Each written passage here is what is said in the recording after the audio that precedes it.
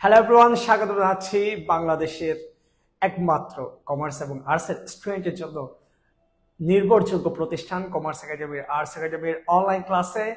আজকে আমরা তোমাদের সাথে অর্থনীতির একটি গুরুত্বপূর্ণ ক্লাস নিয়ে হাজির হয়েছি। তোমরা সবাই জানো আমরা অনেক বছর ধরে কমার্স এবং আর্টসের শিক্ষার্থীদের জন্য কাজ করে যাচ্ছি।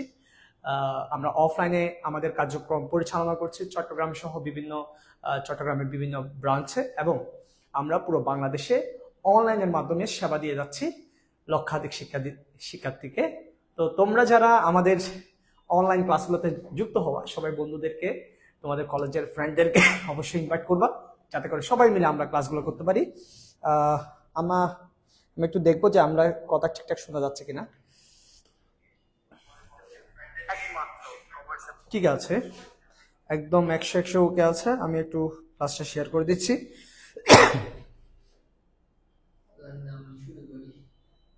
কিরে, শেয়ার অপশনটা কই রে?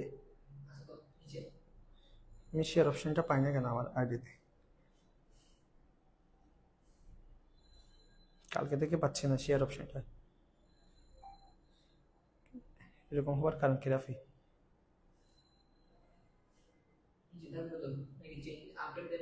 আপডেট হয়তো আপডেট আসছে।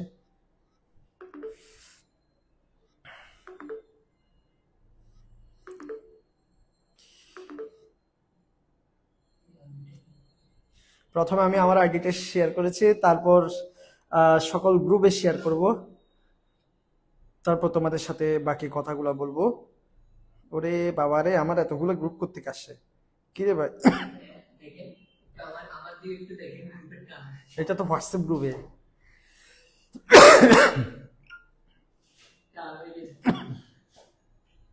আচ্ছা, দেখা যাক কয়জন যুক্ত হয় আমাদের সাথে।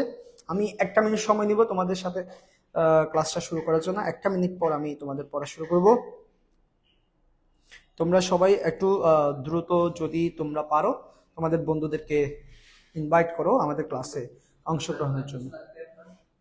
আপাতত তো কিছু লাগতেছে না, তুমি তোমার মতো কাজ করো। ওকে, আচ্ছা সবাই, আমরা সবাই একটু আমাদের বন্ধুদেরকে মেনশন করে দেব, যাতে করে সবাই আমাদের সাথে যুক্ত হতে পারে। ঠিক আছে, আমি একটু সবকিছু ঠিকঠাক আছে কিনা একটু দেখি। মুদ্রাস্ফীতি,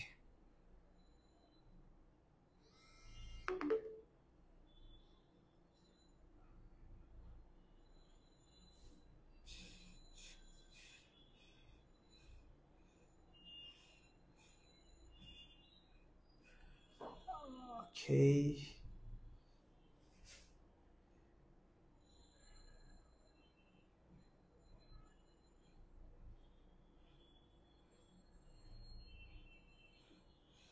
আচ্ছা, আমাকে ঠিকঠাক শোনা যাচ্ছে কিনা একটু বলো সবাই।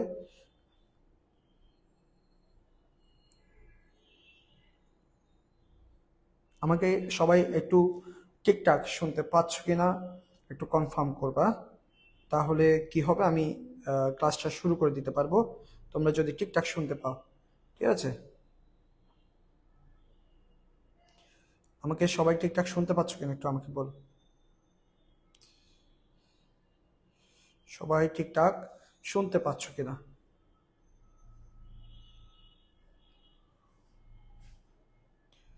আমাকে কি সবাই ঠিকঠাক শুনতে পাচ্ছ? আমাকে একটু দ্রুত জানাও, তাহলে আমি তোমাদের পড়া শুরু করে দিব। আচ্ছা, অনেক সময় নিয়ে ফেলেছি, আমি অনেকগুলো শেয়ার করে দিয়েছি। এবার তোমরা তোমাদের বন্ধুদেরকে শেয়ার করো। এবার তোমাদের পালা, তোমরা তোমাদের বন্ধুদেরকে শেয়ার করো। ওকে, জি স্যার। আচ্ছা, আমি দেখতে পাচ্ছি 90+ স্টুডেন্ট আমাদের সাথে যুক্ত হয়েছে। আমরা সবাই যদি একটু বন্ধুদেরকে শেয়ার করে, হয়তো আরো অনেক স্টুডেন্ট আমাদের সাথে যুক্ত হওয়ার কথা। দেখা যাক তোমরা তোমাদের বন্ধুদেরকে কতটুকু ইনভাইট করে নিয়ে আসো, একটু দেখি আমি কয়জন বন্ধুদেরকে নিয়ে আসতে পারো। আচ্ছা, এই মুদ্রাস্ফীতি অধ্যায়টা আমাদের জন্য মোস্ট ইম্পর্টেন্ট, কারণ এই মুদ্রাস্ফীতি অধ্যায় থেকে তোমাদের পরীক্ষায় অনেকগুলা প্রশ্ন হওয়ার চান্স আছে।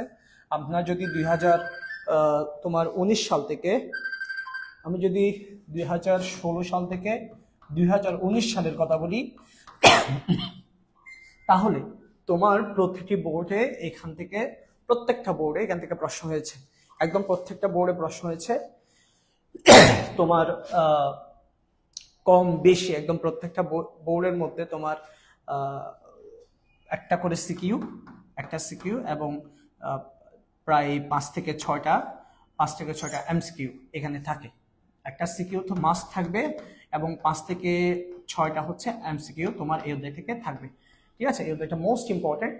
তো সেক্ষেত্রে আমাদের খুব কাজে আসবে এই অধ্যায়টা, আমরা যদি একটু ভালো মতো পড়ি। ওকে, ওয়ালাইকুম আসসালাম, আমি ভালো আছি। যারা সালাম দিয়েছো আমি ভালো আছি। তোমাদের উপরেও শান্তি বর্ষিত হোক, সবাই ভালো থাকি, সুস্থ থাকি। এবং আমরা একটা অসাধারণ ক্লাস করতে যাচ্ছি। সেই ক্লাসে আমরা সুন্দর করে সবাই পড়াটা ভালো করে মনোযোগ দিয়ে শুনবো এবং সুন্দর করে নোট করব। নোট করার পর সেটা আমরা সুন্দর করে আমাদের যে কমার্স একাডেমির গ্রুপ আছে সেই গ্রুপে সাবমিট করার ট্রাই করবো। ঠিক আছে, তাহলে বুঝতে পারবো আমাদের ক্লাসটা ইফেক্টিভ হয়েছে। তাহলে তোমরা একটু বন্ধুদেরকে মেনশন করে দাও, সাথে সাথে ক্লাসে ভালো করে মনোযোগ দিয়ে ক্লাসটা করো এবং সুন্দর করে একটা হ্যান্ড নোট তৈরি করো। আচ্ছা, প্রথমে আমাদেরকে জানতে হবে যে এই অধ্যায়ের মুদ্রাস্ফীতির অধ্যায়ে আমাদেরকে কি কি শিখতে হবে। আমরা প্রথমে একটু লিখে নিব যে আমাদেরকে কি কি শিখতে হবে। লিখেন, যা যা শিখতে হবে। এই অধ্যায়ের মধ্যে আমাদেরকে কি কি শিখতে হবে সেটা আমাদেরকে আগে প্রথমে ফাইন্ড আউট করে দিতে হবে। আমরা এই অধ্যায় থেকে কি কি শিখবো? এক নম্বর হচ্ছে মুদ্রাস্ফীতির বেসিক। 2 নম্বর হচ্ছে মুদ্রাস্ফীতির বৈশিষ্ট্য। 3 নম্বর হচ্ছে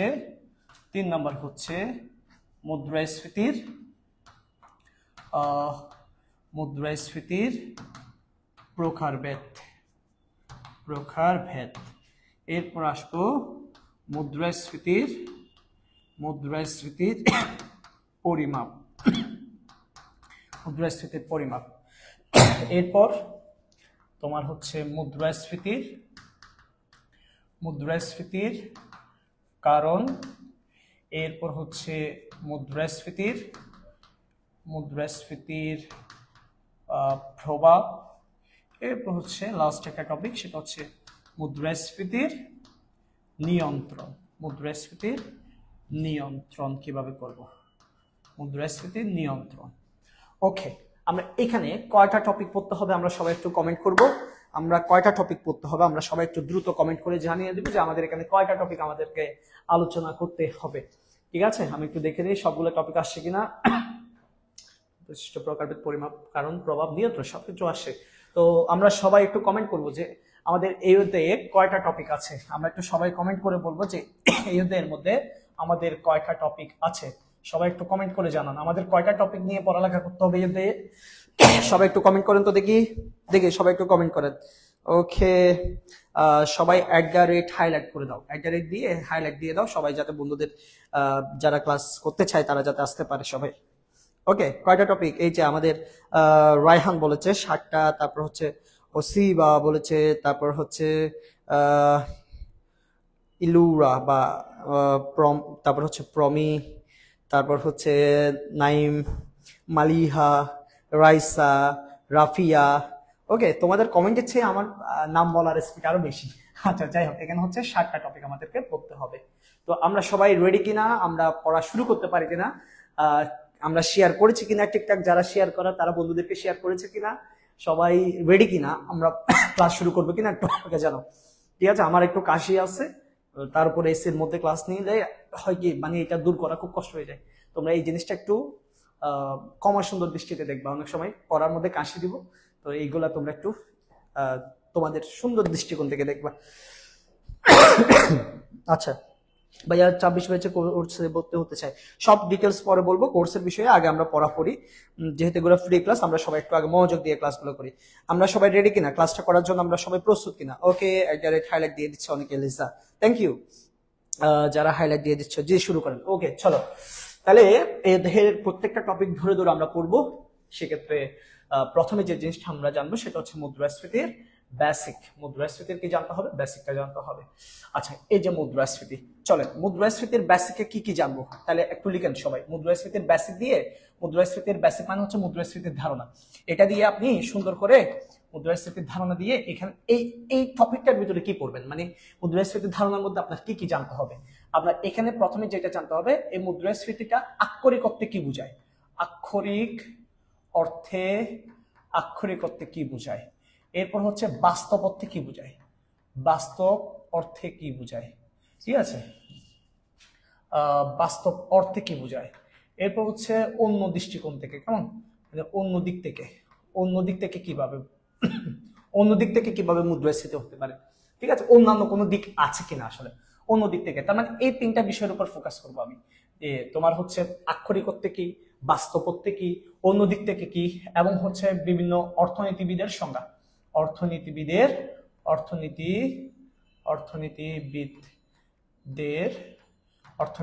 সংজ্ঞা। এই অর্থনীতিবিদদের সংজ্ঞাটা কোথায় কাজে লাগবে স্যার? এই অর্থনীতিবিদের সংজ্ঞাটা হচ্ছে আমাদের এমসিকিউতে কাজে আসবে। অর্থনীতিবিদের সংজ্ঞাটা আমাদের এমসিকিউতে কাজে আসবে। এই এমসিকিউর জন্য অর্থনীতিবিদদের সংজ্ঞাটা লাগবে। এরপর হচ্ছে বাকিগুলো তো অবশ্যই আমাদের জ্ঞানমূলক এবং অনুধাবনমূলক প্রশ্ন উত্তর করার জন্য লাগবে। তো এই তিনটা বিষয় নিয়ে আলোচনা করব। তাহলে আসেন প্রথমে আক্ষরিক অর্থে কি বোঝায় সেটা বলতেছি। দেখেন, এই যে মুদ্রাস্ফীতি, এখানে দুইটা শব্দ আছে, ভাইয়া। এখানে একটা শব্দ হচ্ছে, দেখেন এখানে একটা শব্দ হচ্ছে মুদ্রা, একটা শব্দ কি বলেন তো, একটা শব্দ হচ্ছে মুদ্রা, আর একটা হচ্ছে স্ফীতি, একটা হচ্ছে মুদ্রা, একটা হচ্ছে স্ফীতি। দেখেন এটা অনেক সুন্দর একটা স্লাইড, প্রায় 70 নাকি 78 পেজের একটা স্লাইড আছে এখানে। এই পুরো স্লাইডটা আপনি পাবেন, বাট আমি আপনাকে এখন যেটা লিখেছি এটা আপনি অবশ্যই খাতায় লিখবেন। আপনার খাতাটা হবে সব থেকে সেরা বই। বাজারের যত বই পাওয়া যায়, বাজারে যত গাইড পাওয়া যায়, তার মধ্যে সর্বশ্রেষ্ঠ বই হচ্ছে আপনার লেখার যেটা বই, সেই বইটা হচ্ছে সর্বশ্রেষ্ঠ। কারণ ওই বইটা আপনার মনের শব্দে তৈরি হবে। তো আপনি যখন নোট করবেন, আপনি যা বলবো সেগুলো যদি আপনি সুন্দর করে নোট করেন, পরীক্ষার আগের দিন যদি আপনি ওগুলো পড়েন, 100% বুঝবেন। অনেক সময় আমরা বাজারের বইগুলো যখন পড়তে যাই তখন বুঝতে পারি না, কিন্তু আপনি যেটা লিখবেন সেটা অবশ্যই আপনি বুঝবেন, কারণ এটা আপনার বাসায় লিখছেন। সেক্ষেত্রে আপনি একটু সুন্দর করে নোট করবেন, প্লিজ সবাই একটু সুন্দর করে নোট করবেন, ঠিক আছে? আমরা সবাই নোট করব। আচ্ছা, মুদ্রাস্ফীতিকে আক্ষরিক করতে বলতেছে, কেমন? তাহলে মুদ্রাস্ফীতি শব্দটাকে ভাঙলে কয়টা শব্দ পাওয়া যায়? দুটা, একটা মুদ্রা আর একটা হচ্ছে স্ফীতি। মুদ্রা মানে বুঝি, মুদ্রা মানে অর্থ, আমরা যেটা বেশিরভাগ বলি সেটা হচ্ছে অর্থ। আর স্ফীতি শব্দের অর্থ হচ্ছে বৃদ্ধি পাওয়া, স্ফীতি শব্দের অর্থ হচ্ছে বৃদ্ধি পাওয়া। তাহলে মুদ্রাস্ফীতি মানে নর্মালি হচ্ছে, মুদ্রাস্ফীতি মানে অর্থ বৃদ্ধি পাওয়া।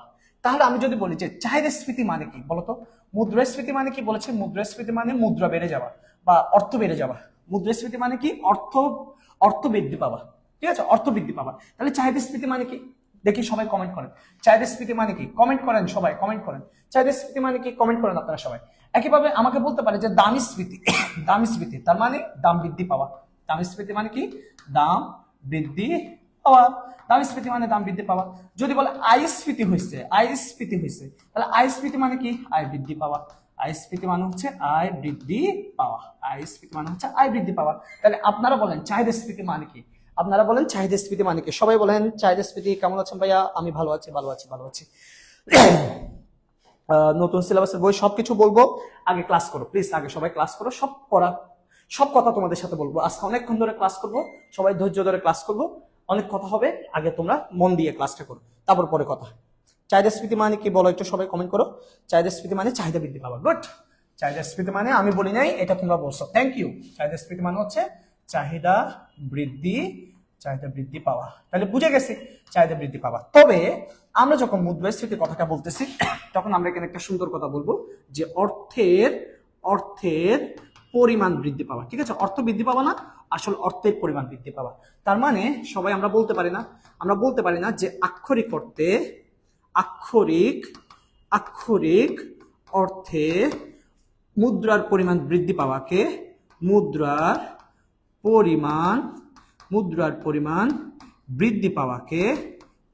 পরিমাণ বৃদ্ধি পাওয়াকে মুদ্রাস্ফীতি বলে। মুদ্রার পরিমাণ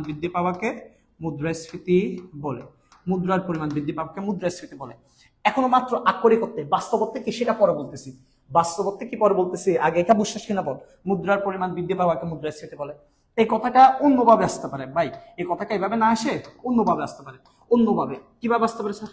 অন্যভাবে বলতে পারে যে অর্থের যোগান বৃদ্ধি পাওয়াকে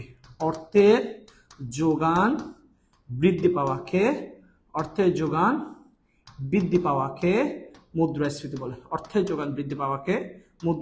বলে। ঠিক আছে?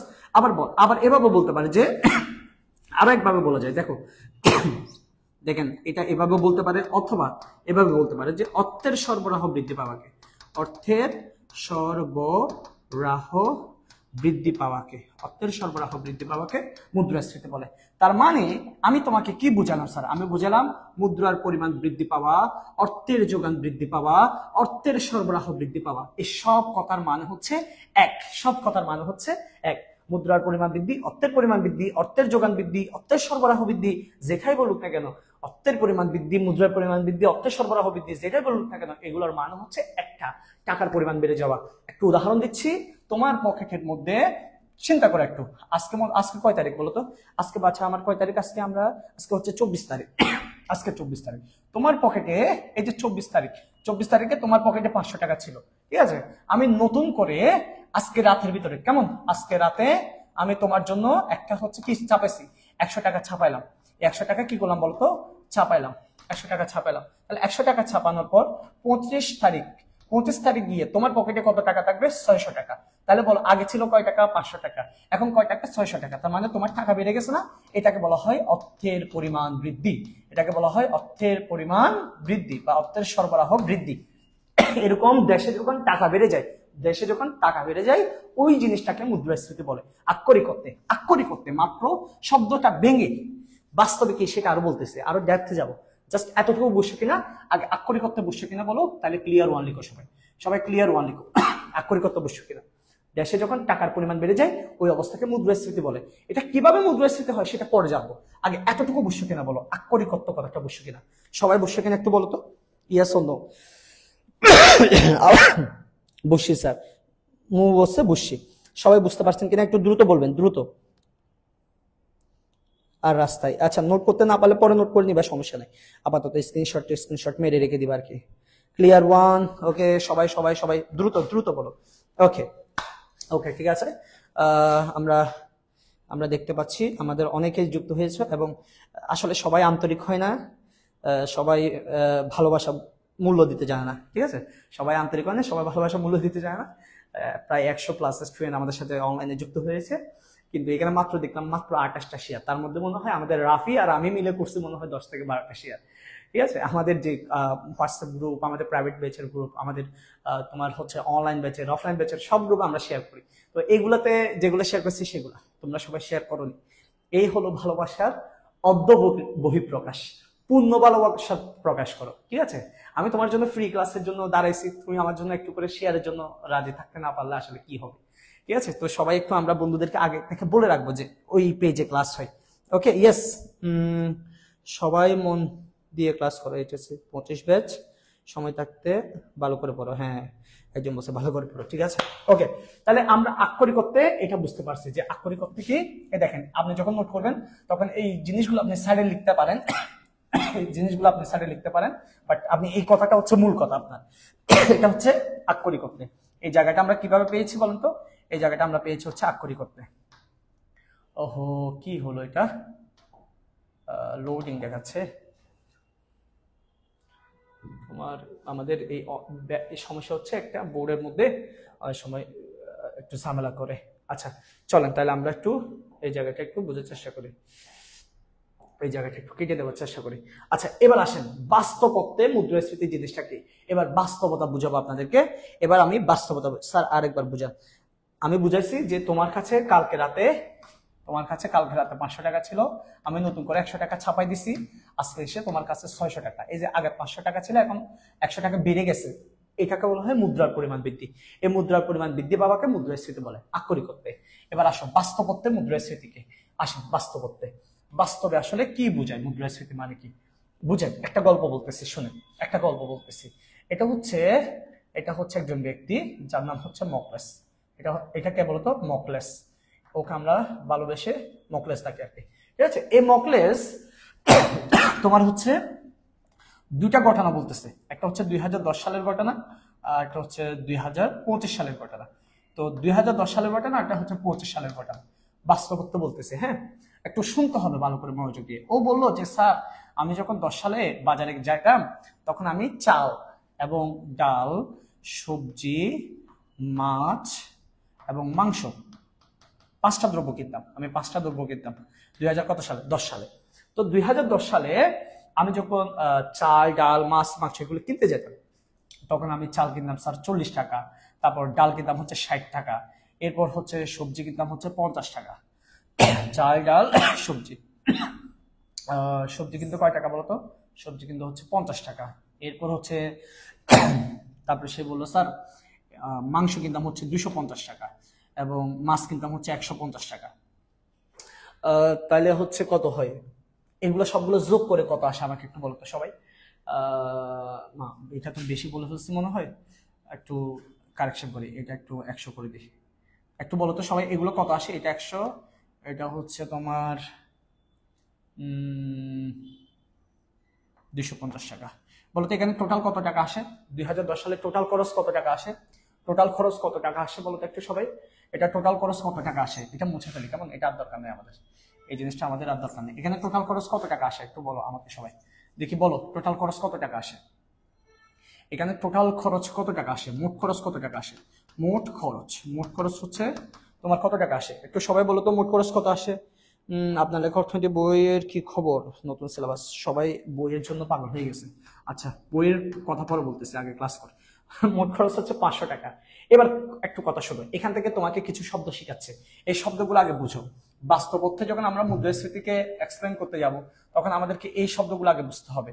এখানে একটা জিনিস খেয়াল করো, এখানে যে চালের 40 টাকা লিখছো, এখানে যে চাল যে 40 টাকা লিখছো, দেখেন এখানে যে চাল 40 টাকা লিখছি, এটা হচ্ছে চালের দাম, ঠিক আছে। এখানে যে 60 টাকা লিখছি, এটা হচ্ছে ডালের দাম।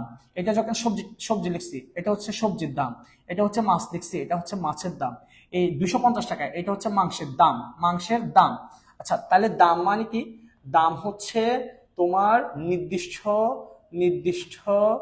দ্রব্য বা সেবার জন্য ব্যয়িত, নির্দিষ্ট দ্রব্য বা সেবার জন্য ব্যয়িত অর্থ, নির্দিষ্ট দ্রব্য বা সেবার জন্য ব্যয়িত অর্থ, এটা হচ্ছে দাম। এটা হচ্ছে কি বলতো, এটা হচ্ছে আমাদের দাম, নির্দিষ্ট দ্রব্যের জন্য ব্যয়িত অর্থ। এবার তোমাকে একটা কথা বলতেছি, এবার আরেকটা শব্দ বলতেছি, সেটা হচ্ছে দাম স্তর। বলো সেটা কি বলতো, দাম স্তর। এই দাম স্তর জিনিসটা কি, এই দাম স্তর কিন্তু তোমার 40 টাকা 60 টাকা কিন্তু দাম স্তর না। দাম স্তর কি জানো, এখানে আমি মোট কত টাকা খরচ করছি, 500 টাকা না, বলতো আমি কয়টা দ্রব্য নিছি, 1টা 2টা 3টা 4টা 5টা দ্রব্য নিছি, ঠিক আছে। কয়টা দ্রব্য নিছি, 5টা। তাহলে আমার এখানে টোটাল গড় দাম কত আসে বলতো, গড় দাম, এই 500 টাকা হচ্ছে সবগুলোর দাম, তাহলে গড় দাম কত আসে বলতো, গড় দাম হচ্ছে 100 টাকা। গড় দাম কয় টাকা বলতো, এই 100 টাকা। বলো না গড় দাম কত টাকা, এই 100 টাকা। এই 100 টাকা যেটা গড় দাম বের করেছো, এটাই হচ্ছে দাম স্তর, এটা হচ্ছে দাম স্তর। তাহলে দাম স্তর কথাটা বললে তখন এখানে সকল দ্রব্যের দাম বোঝাবে ভাইয়া। দাম স্তর বললে সকল দ্রব্যের দাম বোঝায়, সকল দ্রব্যের কি বোঝায় ভাইয়া, দাম বোঝায়, সকল দ্রব্যের দাম। এই সবগুলো দ্রব্যের অ্যাভারেজ মূল্য কত, অ্যাভারেজ মূল্য। তাহলে দাম স্তর কাকে বলে, দাম স্তর হচ্ছে কোন দেশে উৎপাদিত সকল দ্রব্য বা সেবা, সকল কি বলতো, দ্রব্য বা সেবার গড় দামকে, দ্রব্য বা সেবার কি বলতো, গড় দামকে দাম স্তর বলে ভাইয়া। দ্রব্য বা সেবার গড় দামকে কি বলে, দাম স্তর বলে। আমাকে বলতো দাম এবং দাম স্তর বুঝছো কিনা, সবাইকে বুঝছো কিনা বলতো, ইয়েস লিখো, সবাই একটু ইয়েস লিখো তো। দাম এবং দাম স্তর বুঝতে পারছো কিনা, সবাই একটু ইয়েস লিখো। দাম এবং দাম স্তর বুঝতে পারছো কিনা, সবাই একটু ইয়েস লিখো। দাম এবং দাম স্তর বুঝতে পারছো কিনা, ইজি লাগছে, হ্যাঁ ইজি লাগবে। দাম মানে হচ্ছে একটা দ্রব্যের জন্য যেখানে টাকা খরচ করি, আর দাম স্তর মানে হচ্ছে গড় দাম ভাইয়া। দাম স্তর মানে হচ্ছে গড় দাম, কোন দেশে উৎপাদিত সকল দ্রব্য বা সেবার গড় দামকে দাম স্তর বলে। এই দাম এবং দাম স্তরের পার্থক্যটা ক্লিয়ার কিনা বলো সবাই, ইয়েস লিখো তো, একটু সবাই ইয়েস লিখো তো, ইয়েস। Okay, thank you. এবার ঘটনা খেয়াল করো, এটা কত সালের ঘটনা বলছে ভাইয়া, এটা 2010 সালের ঘটনা বলছে। কত সালের ঘটনা বলছে, 2010 সালে। এবার আসো 2025 সালের ঘটনা কি বলতেছে দেখো। মোখলেস আমাকে বলতেছে স্যার আমি এখনো চাল আনতে যাই, এখনো ডাল আনতে যাই, এখনো সবজি আনতে যাই, এখনো চাল ডাল সবজি আনতে যাই।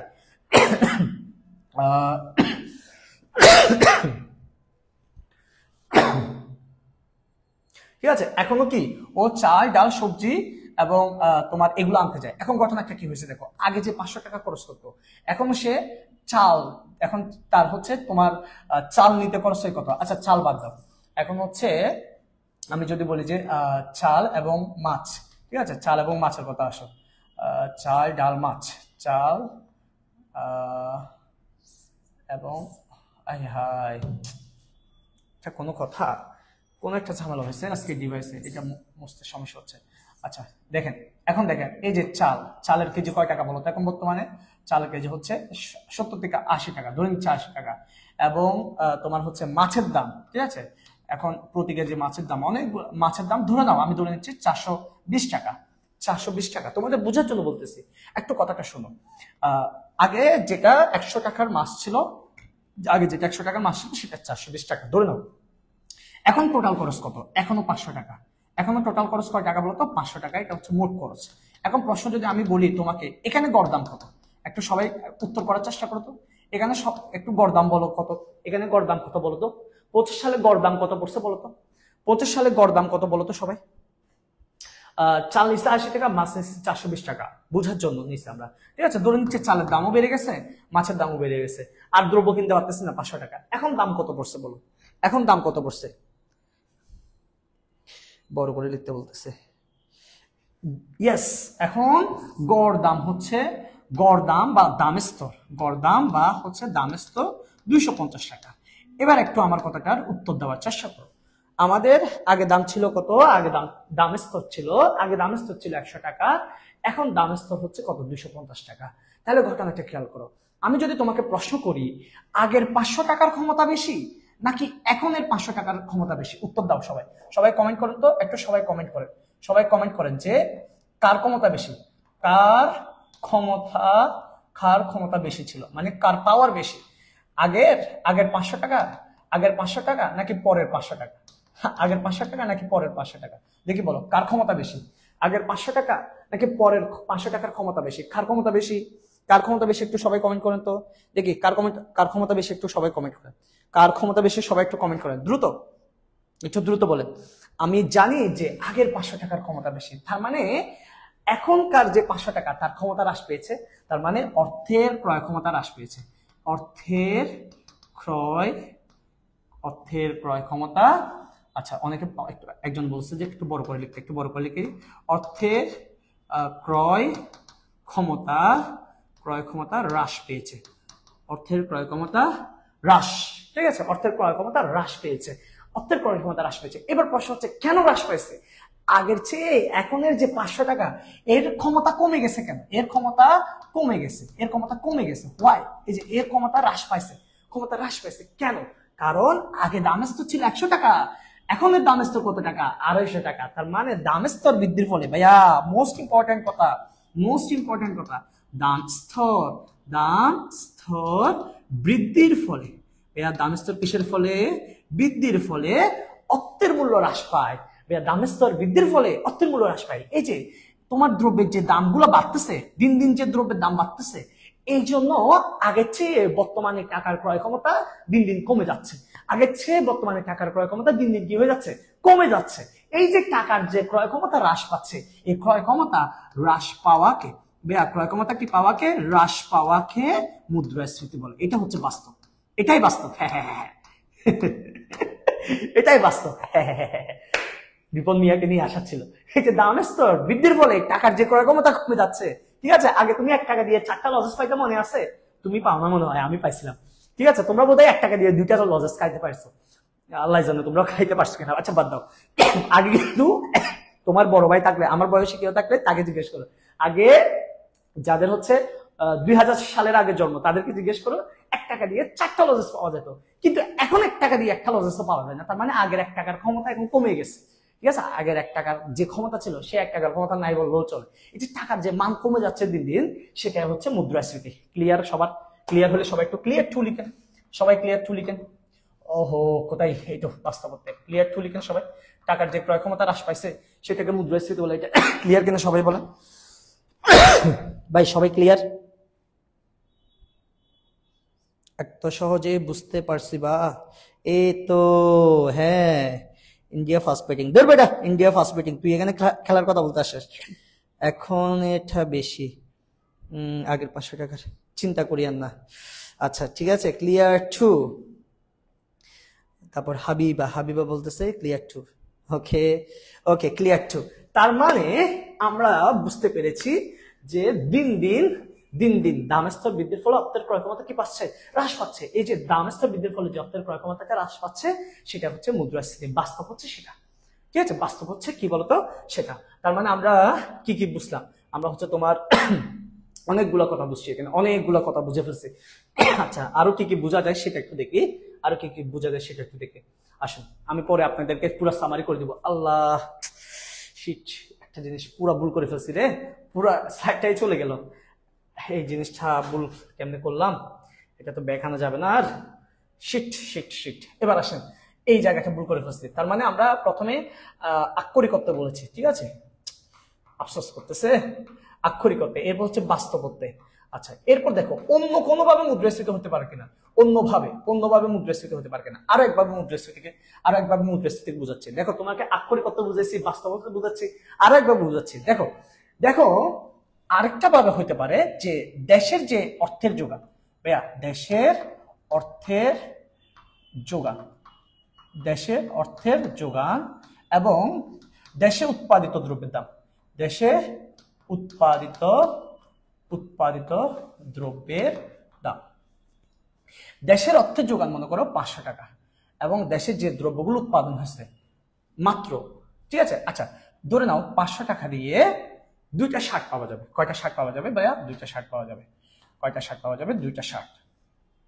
আচ্ছা, 500 টাকা আছে ধরে নাও, আমি দেশে উৎপাদিত হয়েছে মাত্র 2টা শার্ট। আমাদের বাংলাদেশে শুধু কয়টা শার্ট তৈরি হয়েছে? 2টা শার্ট তৈরি হয়েছে, আর কোনো শার্ট তৈরি হয়ে যায়। একটা শার্টের দাম হচ্ছে মনে করো, একটা শার্টের দাম হচ্ছে পার পিস, প্রতি পিস হচ্ছে 250 টাকা, প্রতি পিস, ঠিক আছে? তাহলে প্রতি পিস যদি 250 টাকা হয়, তাহলে 500 টাকা দিয়ে 2টা শার্ট কিনে ফেলতেছে। এখানে দামের কোনো পরিবর্তন হবে না, মানে দাম বাড়বো না কমবে না, 500 টাকা দিলে 2টা কিনে ফেলতেছে। কিন্তু ঘটনাটা কোথায় হয়েছে দেখো, এটা 1 নম্বর ঘটনা। এটা কয় নম্বর ঘটনা? 1 নম্বর ঘটনা। এবার আসো ঘটনা দুই কি, দেশের টাকা ছিল 500, কিন্তু দেশের যে দ্রব্যগুলো শার্টগুলো তৈরি হয়েছে, এই শার্টগুলো প্রতি পিস হচ্ছে 200 টাকা। প্রতি পিস কয় টাকা? 200 টাকা। তাহলে প্রতি পিস 200 টাকা হলে দেখো 500 টাকা দিয়ে এই তোমার প্রতি পিস 200 টাকা শার্টগুলা 2টা নেওয়ার পরে আমার 400 টাকা খরচ হবে, কিন্তু 100 টাকা বেঁচে যাচ্ছে না। এই 100 টাকাটা মানুষের কাছে অতিরিক্ত টাকা, অর্থাৎ দেশে যে পরিমাণ দ্রব্য তৈরি হয়েছে তার চেয়ে মানুষের হাতে টাকা যদি বেশি থাকে, কথাটা খেয়াল করবা, দেশে উৎপাদিত দ্রব্য মাত্র 2টা শার্ট, এগুলো বেচা কেনা করলে বাজারে দাম পাওয়া যাবে মাত্র 400 টাকা, কিন্তু তার চেয়ে বেশি মানুষের পকেটে টাকা আছে। দেখো, তোমার পকেটেও টাকা, আমার পকেটে টাকা, সবাই টাকা নিয়ে বাজারে গেছি। বাজারে যখন ইলিশ মাছ দেখবো, মাছ যখন বড় দেখবো, আমি যে দাম দিব তুমিও সে দাম দিবা না, কারণ তোমার পকেটেও তো টাকা আছে। অতিরিক্ত পকেটে টাকা থাকলে ভাইয়া গায়ে লাগে না। তুমি দোকানে গিয়ে তোমাকে চিন্তা করতে হয়, আমি এই শার্ট নিবো, ওই শার্ট নিবো না, এই প্যান্ট নিবো না। কিন্তু যার বাবার টাকা আছে, যার 2 পকেটে টাকা আছে, সে এত চিন্তা করে না। সে কার্ডটা বের করে পাঞ্চ করে দুমদার কাছে যেটা পছন্দ হয় সেটাও শপিং ব্যাগে 2 হাতে করে নামে।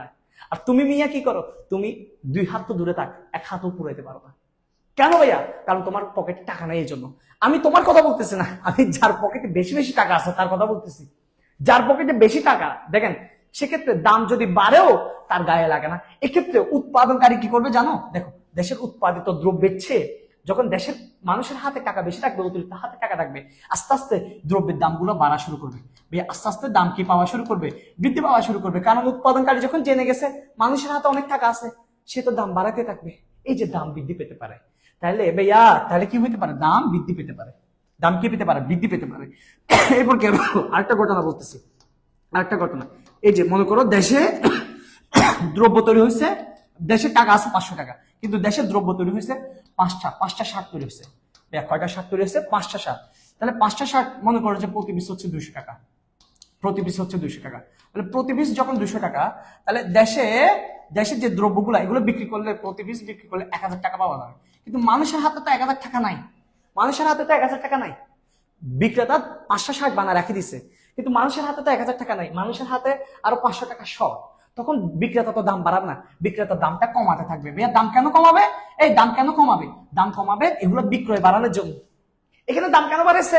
কারণ দ্রব্য নাই, দ্রব্য নাই কিন্তু মানুষের হাতে টাকা আছে, দ্রব্য নাই মানুষের হাতে টাকা আছে, কিন্তু এখানে তো দ্রব্য আছে, দ্রব্য আছে কিন্তু মানুষের হাতে তো টাকা নাই, মানুষের হাতে তো টাকা শর্ট, ভাইয়া টাকা ঘাটতি আছে, টাকা ঘাটতি আছে, টাকা 500 টাকা, 500 টাকা, টাকা নাই পকেটে, তো টাকা পকেটে না থাকলে মানুষ এই 5টা শাক কিনতে পারে না, উৎপাদনকারী লস খাবে, এই জন্য সে দাম কমাবে, এই জন্য সে দাম কমাবে। এই যে দাম কমাইলে ভাইয়া, যখন দাম কমাতে থাকে এটাকে বলা হয় মুদ্রা সংকোচন, ভাইয়া দাম কমালে সেটাকে বলে মুদ্রা সংকোচন, আর দাম যখন বাড়ে তখন সেটাকে বলে মুদ্রাস্ফীতি। ভাইয়া দাম যখন বাড়ে তখন সেটাকে কি বলে বলতো? মুদ্রাস্ফীতি। আর যখন যখন এই যে দাম বরাবর থাকে, টাকার দাম বরাবর থাকে, এটা হচ্ছে ভারসাম্য অবস্থা, এটা হচ্ছে ভারসাম্য অবস্থা। এখানে দামের পরিবর্তন হয় না, এখানে দামের পরিবর্তন হয় না, এখানে কোনো দাম বাড়েও না কমেও না, দেশ সচ্ছলভাবে চলে। কিন্তু যখন দেশের মানুষের টাকা বেশি থাকে তখন দাম বাড়তে থাকে, আস্তে আস্তে দ্রব্যের দাম বাড়তে থাকে। এই দ্রব্যের দাম বৃদ্ধি পাওয়াটাই হচ্ছে মুদ্রাস্ফীতি। কেন একটু আগে শিখছো না, দামের স্তর বৃদ্ধি ফলে অর্থের মূল্য হ্রাস পায়, দামের স্তর বৃদ্ধি ফলে অর্থের মূল্য হ্রাস পায়, অর্থের মূল্য হ্রাস পেলে কি হবে? মুদ্রাস্ফীতি হবে। তাহলে এই যে দাম বৃদ্ধি পাওয়া সেটা হচ্ছে মুদ্রাস্ফীতি। আর এদিকে যে দাম কমাবে, কেন দাম কমাচ্ছে? কারণ দেশের মানুষের হাতে টাকা নেই, তো এগুলো তো বিক্রি করতে পারবে না, যে উৎপাদক সে তো বিক্রি করতে পারবে, এই জন্য দাম কমাই দিবে যাতে মানুষগুলো এই জিনিসগুলো কিনে। কথা কি ক্লিয়ার কিনা বলো তো? এই 3 নম্বর কথাটা বুঝছো কিনা দেখো তো। ক্লিয়ার থিওরি, এটা একটু অনেক ডেপথ কথা, কিন্তু এগুলো বুঝতে হয়। এই জিনিসটা বুঝতে পারছো কিনা একটু সবাই বলো। ক্লিয়ার থিওরি লিখো তো সবাই আরেকবার স্যার প্লিজ।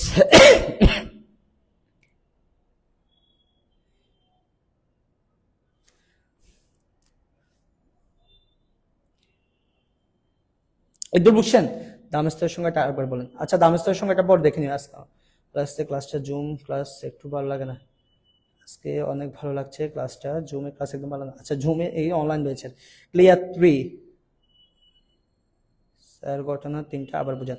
ঘটনা 3টা আবার মানে হচ্ছে তোর পকেটে আছে 500 টাকা, কিন্তু বাজারে 5টা দ্রব্য আছে। দেখ ভালো করে শুন, 5টা দ্রব্য আছে, বিক্রেতা এটা বিক্রি করে 1000 টাকা কামাবে বলে বাজারে 5টা শাক আছে, কিন্তু তোর কাছে টাকা নাই।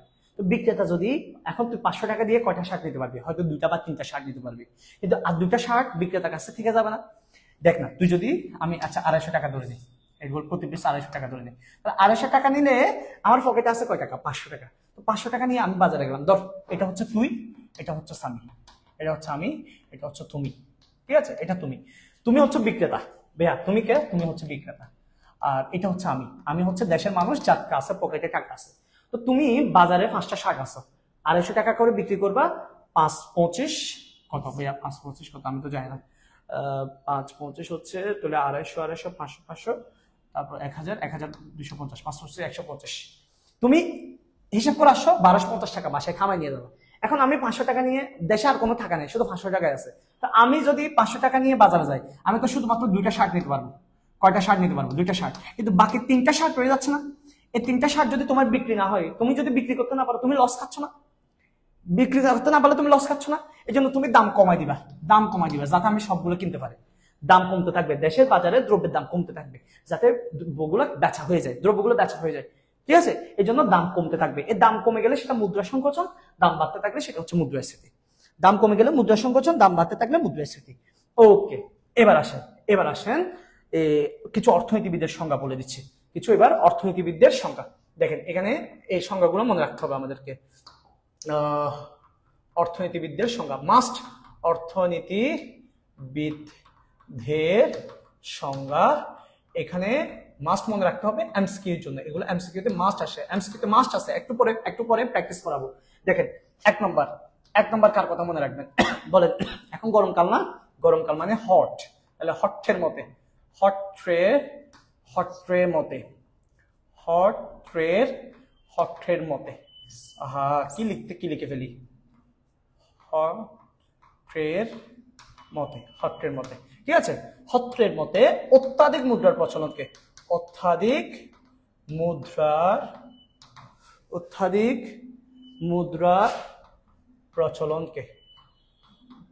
প্রচলনকে মুদ্রাস্ফীতি বলে, অত্যাধিক মুদ্রার প্রচলনকে মুদ্রাস্ফীতি বলে। এরপর আসেন 2 নম্বর, কল আসে, শুধু কল আসে। এরপর 2 নম্বর হচ্ছে কুল বন। দেখেন হট, এভাবে মনে রাখবেন, এটা হচ্ছে হট, গরমকাল এই জন্য হট। এরপর হটের বিপরীত কি? হটের বিপরীত হচ্ছে কুল, এই জন্য কুল বন। কুল বনের মতে। দেখেন এগুলো তো আসলে এইভাবে বইয়ে লেখা থাকে না, অনেকে বলবে যে এগুলো বইয়ে পাইছে, কোনো অনেক স্যারে এগুলো নিয়ে কি করে পিঞ্চ করে। তো এগুলো তো বইয়ে থাকে না, এগুলো আমরা মনে রাখার জন্য, জাস্ট মাইন্ড স্যাটিসফ্যাকশন। ঠিক আছে, আমি যখন এই ক্লাসটা শীতকালে নিই তখন আমি প্রথমে কুলের কথা বলি, কুল থেকে তারপর হটে যাই। এখন যেহেতু গরমকালের জন্য হট থেকে আবার কুলে যাচ্ছে, মানে মনে রাখার জন্য। এমন না যে এগুলো বই আছে হট, হট থেকে হট ট্রে, কুল, কুল থেকে কুল বন। অনেকে বলেছে এগুলো নিয়ে অনেকের মাথা ব্যথা। ভাই মাথা ব্যথা থাকলে ক্লাস করার দরকার নেই, ঠিক আছে? মাথা ব্যথা থাকলে ক্লাস করার দরকার নেই। কুল বনের মতে বলছে কি জানো, ও বলছে যখন অল্প টাকা অনেক দ্রব্যের জন্য খরচ হয়, অল্প টাকা সরি সরি সরি সরি বেশি টাকা, বেশি বেশি টাকা অল্প জিনিসের জন্য খরচ হয়ে যায়, তখন সেটা মুদ্রাস্ফীতি। বলছে কি অধিক পরিমাণ অর্থ, অধিক পরিমাণ অর্থ স্বল্প পরিমাণ, স্বল্প পরিমাণ দ্রব্যের পিছনে, স্বল্প পরিমাণ দ্রব্যের পিছনে ধাবিত হওয়ার পরিস্থিতিকে, ধাবিত হওয়ার পরিস্থিতিকে, পরিস্থিতিকে মুদ্রাস্ফীতি বলে। এই কথাটা কে বলেছে? কুলবন। ঠিক আছে, মানে too much money spend for too few goods, অল্প দ্রব্যের জন্য। দেখেন আপনি এগুলা এরকম এরকম অনেক সময় এগুলো ইংরেজিতে আসে, টু মাচ মানি, এটা এটা কি বুঝবেন? স্বল্প দ্রব্য মানে টু ফিউ গুডস। এই ধরনের কথাগুলো যদি দেখেন তাহলে ইংরেজি দেখলে মনে রাখবেন এটা হচ্ছে কুলবনের কথা। এরপর আসেন, এরপর কুল, এরপর হচ্ছে ক্রাউথার, ক্রাউথার। ঠিক আছে, ক্রাউথারের মতে, ক্রাউথারের মতো। ঠিক আছে, ক্রাউথার হচ্ছে খুবই গুরুত্বপূর্ণ একজন অর্থনীতিবিদ। ক্রাউথারের মতো হচ্ছে তোমার ওই আমরা যেটা বলছি, দামের স্তর বৃদ্ধির ফলে অর্থের মূল্য হ্রাস পাওয়াকে, দামের স্তর বৃদ্ধির ফলে, দামের স্তর বৃদ্ধির ফলে অর্থের মূল্য হ্রাস পাওয়াকে, অর্থের মূল্য হ্রাস পাওয়াকে মুদ্রাস্ফীতি বলে। দামের স্তর বৃদ্ধির ফলে অর্থের মূল্য হ্রাস পাওয়াকে মুদ্রাস্ফীতি বলে। এটা হচ্ছে ক্রাউথার বলছে। তাহলে এই তিনটা জিনিস মাথার ভিতরে ঢুকছে কিনা সবার একটু বলো তো? এই তিনটা জিনিস মুখস্থ হয়েছে কিনা বলো? সবার মুখস্থ হয়েছে কিনা বলো? মুখস্থ হলে সবাই একটু ইয়েস লিখো, মুখস্থ হলে সবাই একটু ইয়েস লিখো। তো আমরা এবার এমসিকিউ প্র্যাকটিস করতে যাব, ক্ষুধা লাগছে বলে। আচ্ছা ঠিক আছে, নাস্তা করাবো, একটু ওয়েট কর। বড় করে লিখেন স্যার। আরে এগুলো পিডিএফ দিয়ে দিব, এগুলো পিডিএফ দেখবি তোরা, একটু পরে পিডিএফ দেখবি, আগে মুখস্থ কর। অত্যাধিক মুদ্রার প্রচলনকে মুদ্রাস্ফীতি বলে, অধিক পরিমাণ অর্থ স্বল্প পরিমাণ দ্রব্যের পিছনে ধাবিত হওয়াকে মুদ্রাস্ফীতি বলে, দামের স্তর বৃদ্ধির ফলে অর্থের মূল্য হ্রাস পাওয়াকে মুদ্রাস্ফীতি বলে। এই তিনটা জিনিস, এই তিনটা নাম মুখস্থ হয়েছে কিনা আমাকে বলো। এই তিনটা নাম মুখস্থ হলে আমি তোমাদেরকে এখন স্লাইডে দেখাচ্ছি, এগুলো সব স্লাইডে আছে, সব স্লাইড তোদের দিব। স্যার একটু বড় করে লিখেন। না না, আমি যা লিখে দিচ্ছি তা, সবার মুখস্থ করতে হবে না স্যার, আমি যা লিখে দিচ্ছি তা। তুমি এতটুকু আমার উপর বিশ্বাস রেখে কাজ করো, আমার উপর বিশ্বাস রেখে কাজ করো। এভাবে মুখস্থ হয় না, মুখস্থ না হলে তোর জন্য পড়ালেখা না। এটা বুঝি নাই। ক্রাউথার বলছে হে দামের স্তর বৃদ্ধির ফলে অর্থের মূল্য হ্রাস পাওয়াকে মুদ্রাস্ফীতি বলে। এটা বুঝার কি আছে? এটা আমরা প্রথমেই বলছি, দাম বাড়লে টাকার মান কমে যায়। ভাইয়া বড় করে লিখেন না। আচ্ছা বড় করে লিখতে হবে না, শুধু আমি তোদেরকে এবার দেখ, এই যে এতক্ষণ যা যা কথাগুলো বলছি সব এখানে আছে কিনা দেখতো ভাই, এখানে আছে কিনা দেখতো, সব এখানে আছে কিনা দেখতো, সব এখানে আছে কিনা দেখতো, এখন দেখতো সব এখানে আছে কিনা, মুখস্থ ডান, সব এখানে আছে কিনা, এই যে সব এখানে তো আছে। তাহলে এখানে যদি সবকিছু থাকে তাহলে তোর থেকে লিখতে হচ্ছে কেন? এগুলো তুই পরে লিখতে পারবি। আর যদি তারপরে আমি বলছি হ্যান্ড নোট যেহেতু করবা, সেহেতু তোমার হ্যান্ড নোট করার জন্য হলো লাগবে। এবার দেখি কয়েকটা এমসিকিউ আমরা সলভ করি। আগে দেখি এমসিকিউ সলভ করে দেখি। আসো, ওহো এখানে কেন বললাম, আগে 2025 সালের এমসিকিউ প্র্যাকটিস করায় আমাদের, 2025 সালের এমসিকিউ প্র্যাকটিস করায়। দেখি একটু সবাই বলে। দেখেন কুমিল্লা বোর্ড 2015 সাল আসছে, কুমিল্লা বোর্ডে 2015 সাল আসছে। 2015 সালের প্রশ্ন দেখছেন? দেখেন 2015 সালের, সরি 15 সাল বলছি, 25 সালের প্রশ্নগুলো সলভ করে। সাধারণত দামের স্তর ক্রমবৃদ্ধির প্রবণতাকে, এই যে দামের স্তর বৃদ্ধির, এই যে দামের স্তর বেড়ে যাবার প্রবণতাকে কি বলে? মুদ্রাস্ফীতি, মুদ্রা সংকোচন, অর্থের যোগান বানাবুল হচ্ছে অর্থের চাহিদা বৃদ্ধি। বলো উত্তর কি হবে? তোমরা উত্তরটা লেখার সময় এভাবে লিখবা, একের এত। দেখি উত্তর করো, সব উত্তর করো। দামের স্তর ক্রমবৃদ্ধির প্রবণতাকে কি বলে? দামের স্তর ক্রমবৃদ্ধির প্রবণতাকে কি বলে? এতক্ষণ যে ক্লাস করছেন এটা কোন কাজে আসছে কিনা একটু দেখি। ওরে এখনো অল ক্লিয়ার লিখতেছে।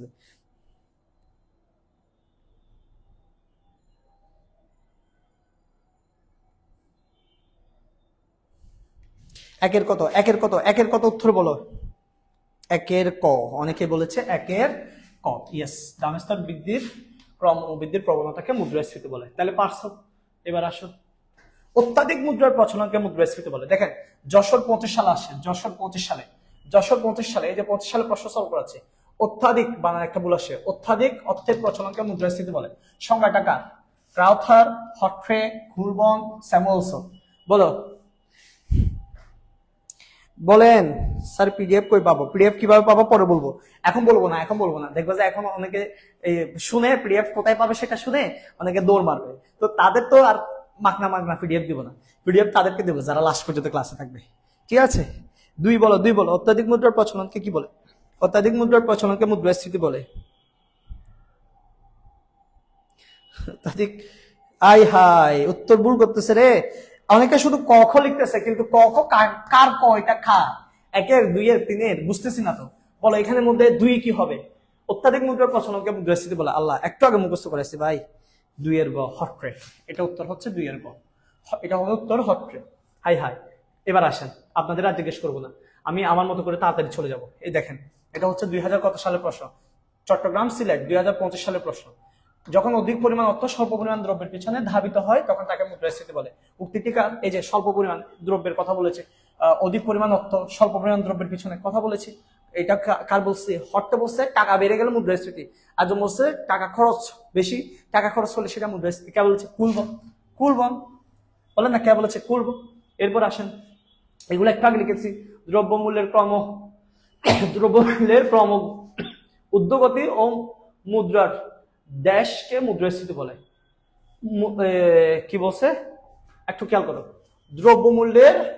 দ্রব্যমূল্যের ক্রম ঊর্ধ্বগতি মানে দামের স্তর বৃদ্ধি, এটার মানে হচ্ছে দামের স্তর বৃদ্ধি। সোজা কথা, দামের স্তর বৃদ্ধির ফলে মুদ্রার মূল্য কি পায়? বলো, মুদ্রার মূল্য কি বাড়ে নাকি কমে? নিজেরা বলো। দামের স্তর বৃদ্ধির ফলে অর্থের মূল্য বা মুদ্রার মূল্য কি পায়? মুদ্রার মূল্য কি পায়? মুদ্রার মূল্য কি পেলে মুদ্রাস্ফীতি বলে? মুদ্রার মূল্য কি পায় দামের স্তর বৃদ্ধির ফলে? এমনিতে তোমরা বলো মুদ্রার মূল্য কি পায়, একটু বলো তো। দামের স্তর বৃদ্ধির ফলে মুদ্রার মূল্য কি পায়? এখনো তিনে আছে, আমি স্লো নাকি তোমরা স্লো আমি বুঝতেছি না। দামের স্তর বৃদ্ধির ফলে অর্থের মূল্য কি পায় বা মুদ্রার মূল্য কি পায়? মুদ্রার মূল্য কি পায়? আগে বলো, মুদ্রার মূল্য কি পায়? দামের স্তর বৃদ্ধির ফলে মুদ্রার মূল্য 4 ক বলতেছে কমে। গুড। এই যে হ্রাস পায়, তাহলে হ্রাস পায় মানে কি? ঊর্ধ্বগতি না নিম্নগতি? আসলে হচ্ছে নিম্নগতি। তাহলে নিম্নগতি কোথায়? নিম্নগতি হচ্ছে এটা, উত্তর হচ্ছে ক। উত্তর হচ্ছে ক। অনেকে মুখস্থ বলে ফেলতেছে মনে হয়, গাইড দেখে দেখে, এটা গাইড দেখে দেখে বলতেছে মনে হয়। আচ্ছা, তাহলে মুদ্রার মূল্য যে হ্রাস পায়, ঠিক আছে, হ্রাস পাওয়াটা হচ্ছে মুদ্রাস্ফীতি। আচ্ছা, এরপরে আসে গতিভিত্তিক মুদ্রাস্ফীতি কত প্রকার? এখনো পড়াই নাই, এগুলো পড়াই নাই, দাঁড়াও, এগুলো হচ্ছে পড়াই নাই তোমাদেরকে। কই গেল এটা? এবার আসো, মুদ্রাস্ফীতি এগুলো হচ্ছে 2025 সালে গেছে, এখনো যেগুলো পড়াই নাই এগুলো প্র্যাকটিস করার লাভ নাই। এটা বলো তো দেখি, কারা কারা বলতে পারে এই উত্তরটা, কারা কারা বলতে পারে একটু দেখি। 1 নম্বর, inflation is such a situation when too much money chase too few goods। মানে ভাইয়া ধাবিত হওয়া, চেস মানে কি? ধাবিত, বাংলায় হচ্ছে ধাবিত হওয়া বা ফাইট করা, ফাইট করা। দেখি এটা বলো। স্যার আপনি স্লো না স্যার, বুঝে বলতেছে। সঞ্জু বলছে আমি স্লো, আসলে স্লো। ঠিক আছে, আমি তোমার মাস্টার না ভাইয়া, আমি হচ্ছে স্লো স্টুডেন্টের মাস্টার। বলো, যখন অধিক পরিমাণ টাকা স্বল্প পরিমাণ দ্রব্যের পিছনে ধাবিত হয়, যখন অধিক পরিমাণ টাকা স্বল্প পরিমাণ দ্রব্যের পিছনে ধাবিত হয় তাকে কি বলে? মুদ্রাস্ফীতি বলে। উত্তর হচ্ছে 5 নম্বর। কোথায় বলছো? 5 নম্বর কোনটা বলতেছো? আমরা তো 1 নম্বরে চলে আসছি আবার। 1 নম্বরে অনেকে বলতেছে ক্রাউথার। প্লিজ ভুলভাল বলিস না, উত্তর হচ্ছে কুলবন। উত্তর হচ্ছে কি? কুলবন। কেন? ক্রাউথার বলছে তো দামের স্তর বৃদ্ধির ফলে অর্থের মূল্য হ্রাস পাওয়াকে মুদ্রাস্ফীতি বলে। ওইটা একটা বলিস না। আচ্ছা, আমরা যদি কনফিউশনে পড়ি এখানে, আমরা একটা কাজ করতে পারি, কনফিউশনে যাতে না পড়ি এই জন্য আমি তোমাদেরকে স্লাইড দিয়ে দিব, এই স্লাইড থেকে তোমরা দেখে নিবা। এই যে এখানে স্লাইড থেকে তোমরা এগুলো হচ্ছে দেখে নিবা। এই যে এখানে লেখা আছে, এই যে এখানে লেখা আছে যে কি বলছে, inflation means times generally rising price for goods and factor production, বুম বাং কতগুলো লেখা আছে। এই যে একটা আগে যেটা পড়ছো সেটা হচ্ছে এটা, একটা আগে যেটা পড়ছো সেটা হচ্ছে এই যে inflation is a situation when হাবিজাবি। এবার আসো, মুদ্রাস্ফীতির কিছু বৈশিষ্ট্য বলে দিচ্ছি। ঠিক আছে, মুদ্রাস্ফীতির কিছু বৈশিষ্ট্য বলে দিচ্ছি। এখানে লেখা আছে মুদ্রাস্ফীতির বৈশিষ্ট্য, মানে আমরা একটু আগে যেগুলো বলছি এগুলো এখান থেকে পড়ে নেবা। এবার আসো, যে তোমাদেরকে বলছি দেশে যখন টাকা বেড়ে যায় দ্রব্যের দাম হারে মুদ্রাস্ফীতি হয়, মুদ্রার মূল্য হ্রাস পায় তখন হচ্ছে মুদ্রাস্ফীতি হয়। তাহলে কি বলেছি বলো, দেশে যখন টাকার পরিমাণ বেড়ে যায়, দেশে যখন কি বলতো টাকার পরিমাণ, মুদ্রার পরিমাণ বৃদ্ধি পায়, মুদ্রার পরিমাণ কি পায় বলতো, মুদ্রার পরিমাণ যখন বৃদ্ধি পায় তখন দামের স্তর বেড়ে যায়। দামের স্তর মানে কি বলেছিলাম, দামের স্তর মানে কি বলছিলাম, দামের স্তর বেড়ে যায়, তখন অর্থের মূল্যটা হ্রাস পায়, তখন দেশে হচ্ছে মুদ্রাস্ফীতি হয়। তাহলে মুদ্রাস্ফীতি মানে দেশের দ্রব্যের দাম বেড়ে যাওয়া, সোজা কথা। দেশের যখন দ্রব্যের দামগুলো বেড়ে যায় তখন দেশের টাকার ক্রয় ক্ষমতা তেমনি তো হ্রাস পাবে, তখন সেটা হচ্ছে মুদ্রাস্ফীতি। এই টপিকটা ক্লিয়ার কিনা বলো সবাই, মুদ্রাস্ফীতি আর মুদ্রাস্ফীতির বেসিক এই দুইটা জিনিস ক্লিয়ার কিনা বলো। এরপর আমরা মুদ্রাস্ফীতির প্রকারভেদে যাবো, এখানে যা যা কথা আছে রিটা করে ফেলবা। মুদ্রা সংকোচন তো বলছি যে উল্টাটা, মুদ্রাস্ফীতি এবং মুদ্রা সংকোচনের প্রকারভেদ এটা পরে পড়াবো।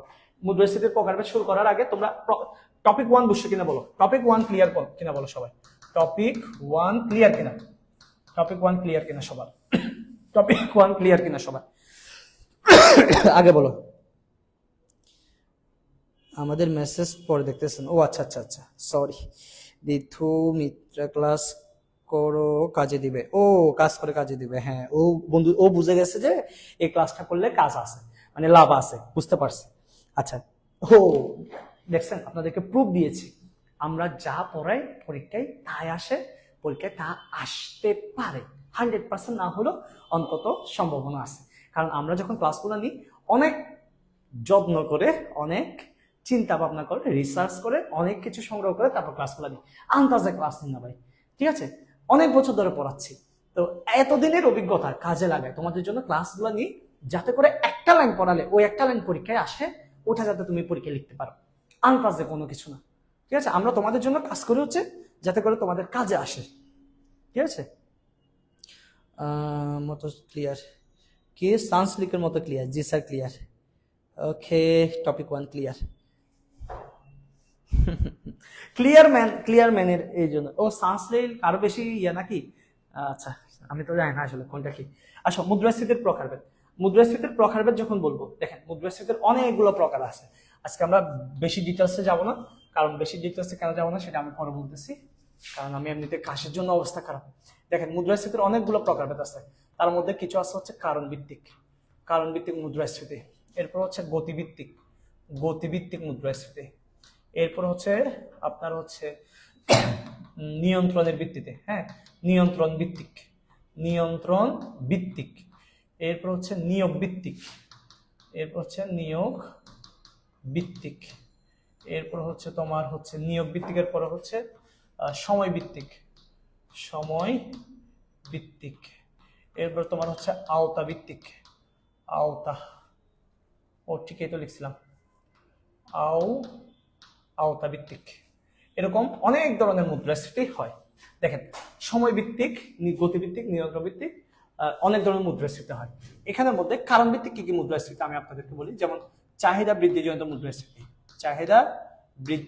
মুদ্রাস্ফীতি, পুরো কথাটা লিখতেছি না, অল্প অল্প লিখতেছি। এরপর হচ্ছে ব্যয় বৃদ্ধিজনিত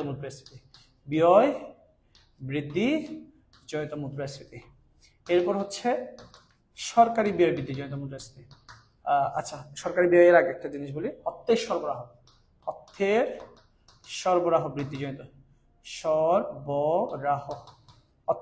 বৃদ্ধিজনিত মুদ্রাস্ফীতি, এরপর হচ্ছে গাঠি বাজেট বৃদ্ধিজনিত মুদ্রাস্ফীতি, এরপর হচ্ছে ঋণ বৃদ্ধিজনিত মুদ্রাস্ফীতি, এরপর হচ্ছে মজুরি বৃদ্ধিজনিত মুদ্রাস্ফীতি, বেতন ও মজুরি লিখে ফেলে একেবারে, বেতন ও মজুরি বৃদ্ধিজনিত মুদ্রাস্ফীতি, এরপর হচ্ছে মুনাফা বৃদ্ধিজনিত মুদ্রাস্ফীতি,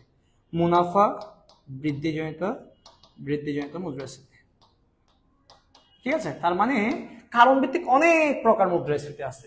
এরপর আসো গতিভিত্তিক মুদ্রাস্ফীতি হচ্ছে 4 প্রকার, দেখো এটা ফিক্সড, এই যে এই 4 প্রকারটা হচ্ছে ফিক্সড, কিন্তু এখানে কারণ তো অনেক ধরনের হতে পারে, এই জন্য এটা কোনো এটা ফিক্সড না, ঠিক আছে? এটা কোনো ফিক্সড না। গতিভিত্তিক মুদ্রাস্ফীতি 4 প্রকার, অনেক সময় সেটা হচ্ছে মৃদু মুদ্রাস্ফীতি, এরপর হচ্ছে তোমার পদ সঞ্চারী মুদ্রাস্ফীতি, এরপর তোমার দেখেন এগুলো স্লাইডে আছে না, আমি স্লাইড থেকে দেখে পড়াইতে পারতাম, কিন্তু আমি স্লাইডের মাস্টার না, আমি ভাইয়া হোয়াইট বোর্ডের মাস্টার, আমি লিখে পড়াই, আমি বুঝে পড়াই, প্রত্যেকটা লাইন বা লাইন ব্যাখ্যা করে পড়াই। হুদাই তোমাকে আমি স্লাইড থেকে এটা পড়াই দিয়ে কিলাম, বলো আমরা কিলাম। আসেন মৃদু পদসঞ্চারী ধাবমান। আপনার যদি বিরক্ত লাগে আপনি চলে যেতে পারবেন। আমি কিন্তু আমার অনলাইন ব্যাচে একজন হলেও ক্লাস নেই, তোমরা হয়তো অনেকে জানো না। আমি শুধু একজন স্টুডেন্ট থাকলে ওই একজন স্টুডেন্টের জন্য ক্লাস নেই। ধীরে সুস্থে প্রত্যেকটা লাইন বুঝতে হবে, আন্তাজিক করে কোনো ফায়দা নেই। তুমি এক লাইন শিখো, ওই এক লাইন পরীক্ষায় লিখো, কথা হচ্ছে সেটা। মৃদু পদসঞ্চারী ধাবমান, এটা হচ্ছে অতি মুদ্রাস্ফীতি, অতি বা উলম্ফন, রস্য লয়ল ময়ফ তন্তন, এটার বাংলা হচ্ছে অতি মুদ্রাস্ফীতি। তাহলে এটা 4 প্রকার, এটা ফিক্সড। নিয়ন্ত্রণ ভিত্তিক মুদ্রাস্ফীতি এটা হচ্ছে 2 প্রকার, এটা ফিক্সড, এগুলো ফিক্সড, কেমন, এগুলো হচ্ছে ফিক্সড। যেমন নিয়ন্ত্রণ ভিত্তিক হচ্ছে একটা হচ্ছে অবাধ মুদ্রাস্ফীতি, একটা হচ্ছে দমিত, একটা হচ্ছে অবাধ, একটা হচ্ছে দমিত, একটা হচ্ছে অবাধ, একটা হচ্ছে দমিত মুদ্রাস্ফীতি। এরপর আসো, এরপর হচ্ছে নিয়োগ ভিত্তিক মুদ্রাস্ফীতি, এটাও হচ্ছে 2 প্রকার। দেখো নিয়োগ ভিত্তিক এটা হচ্ছে কেন্সের মতে, অনেক সময় আসে কেন্সের মতে মুদ্রাস্ফীতি কত প্রকার, কেন্সের মতে মুদ্রাস্ফীতি এটা হচ্ছে 2 প্রকার। কেন্সের মতে মুদ্রাস্ফীতি এটা হচ্ছে কয় প্রকার বলতো, 2 প্রকার।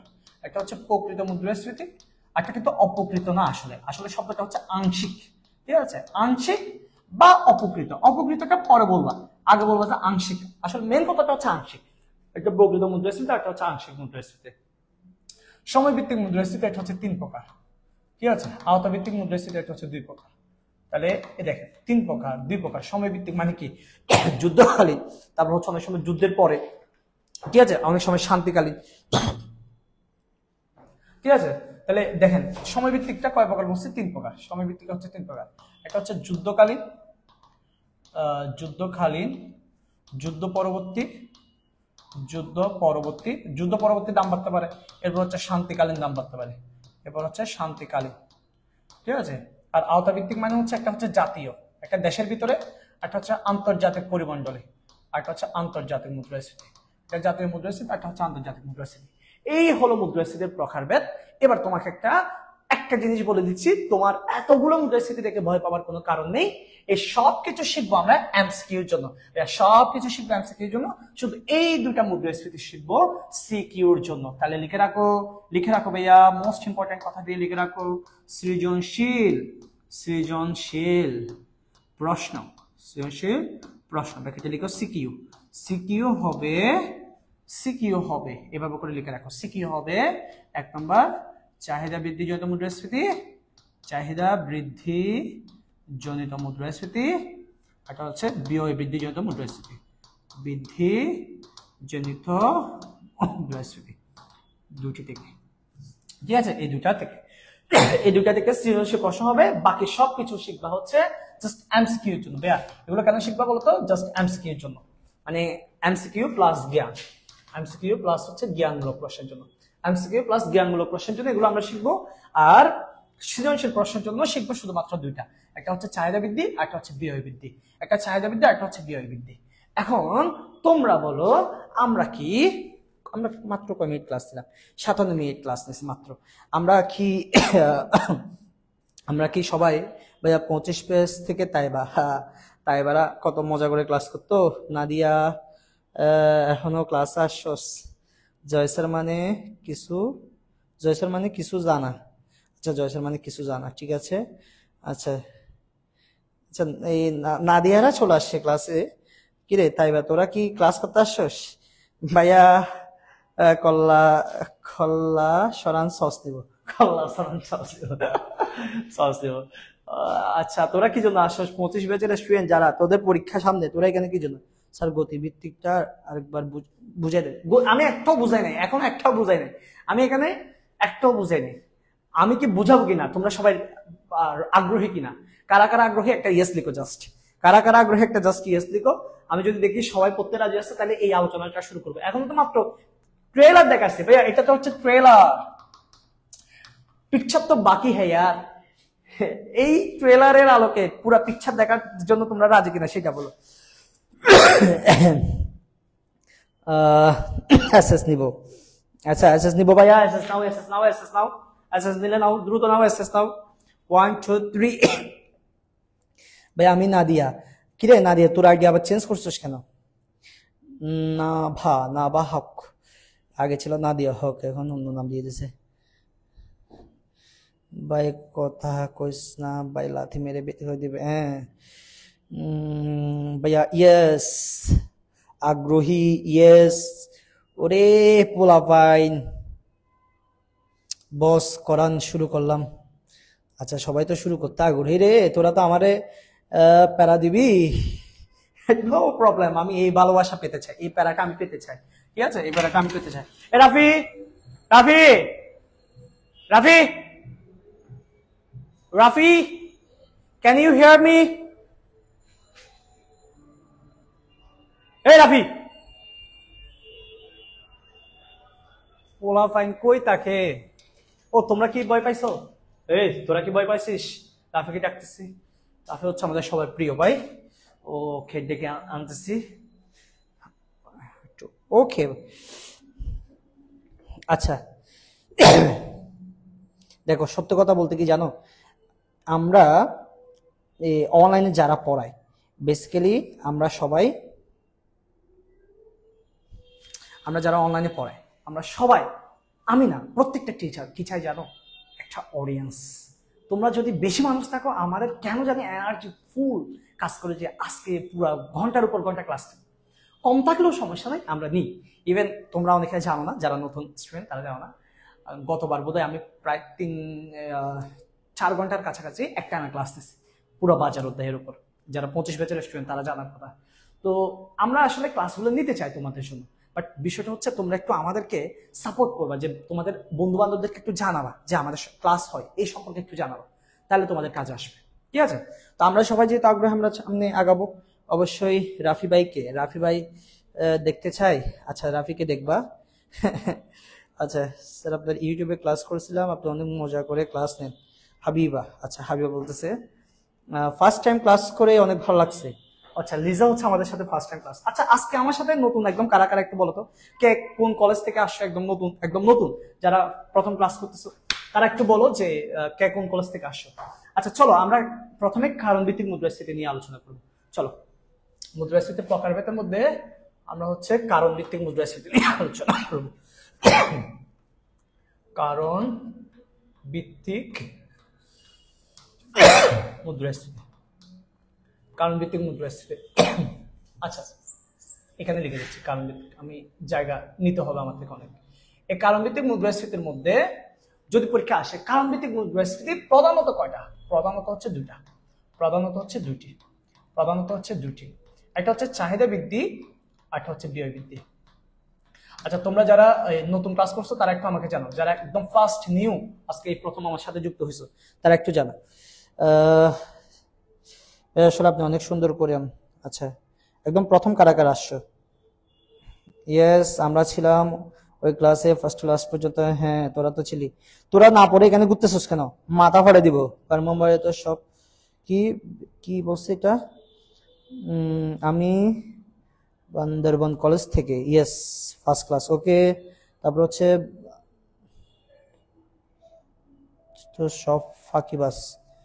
আচ্ছা আমি নিউ, আচ্ছা আমি নিউ মানে আফিয়া, নিউ। তারপর হচ্ছে লিজা নিউ।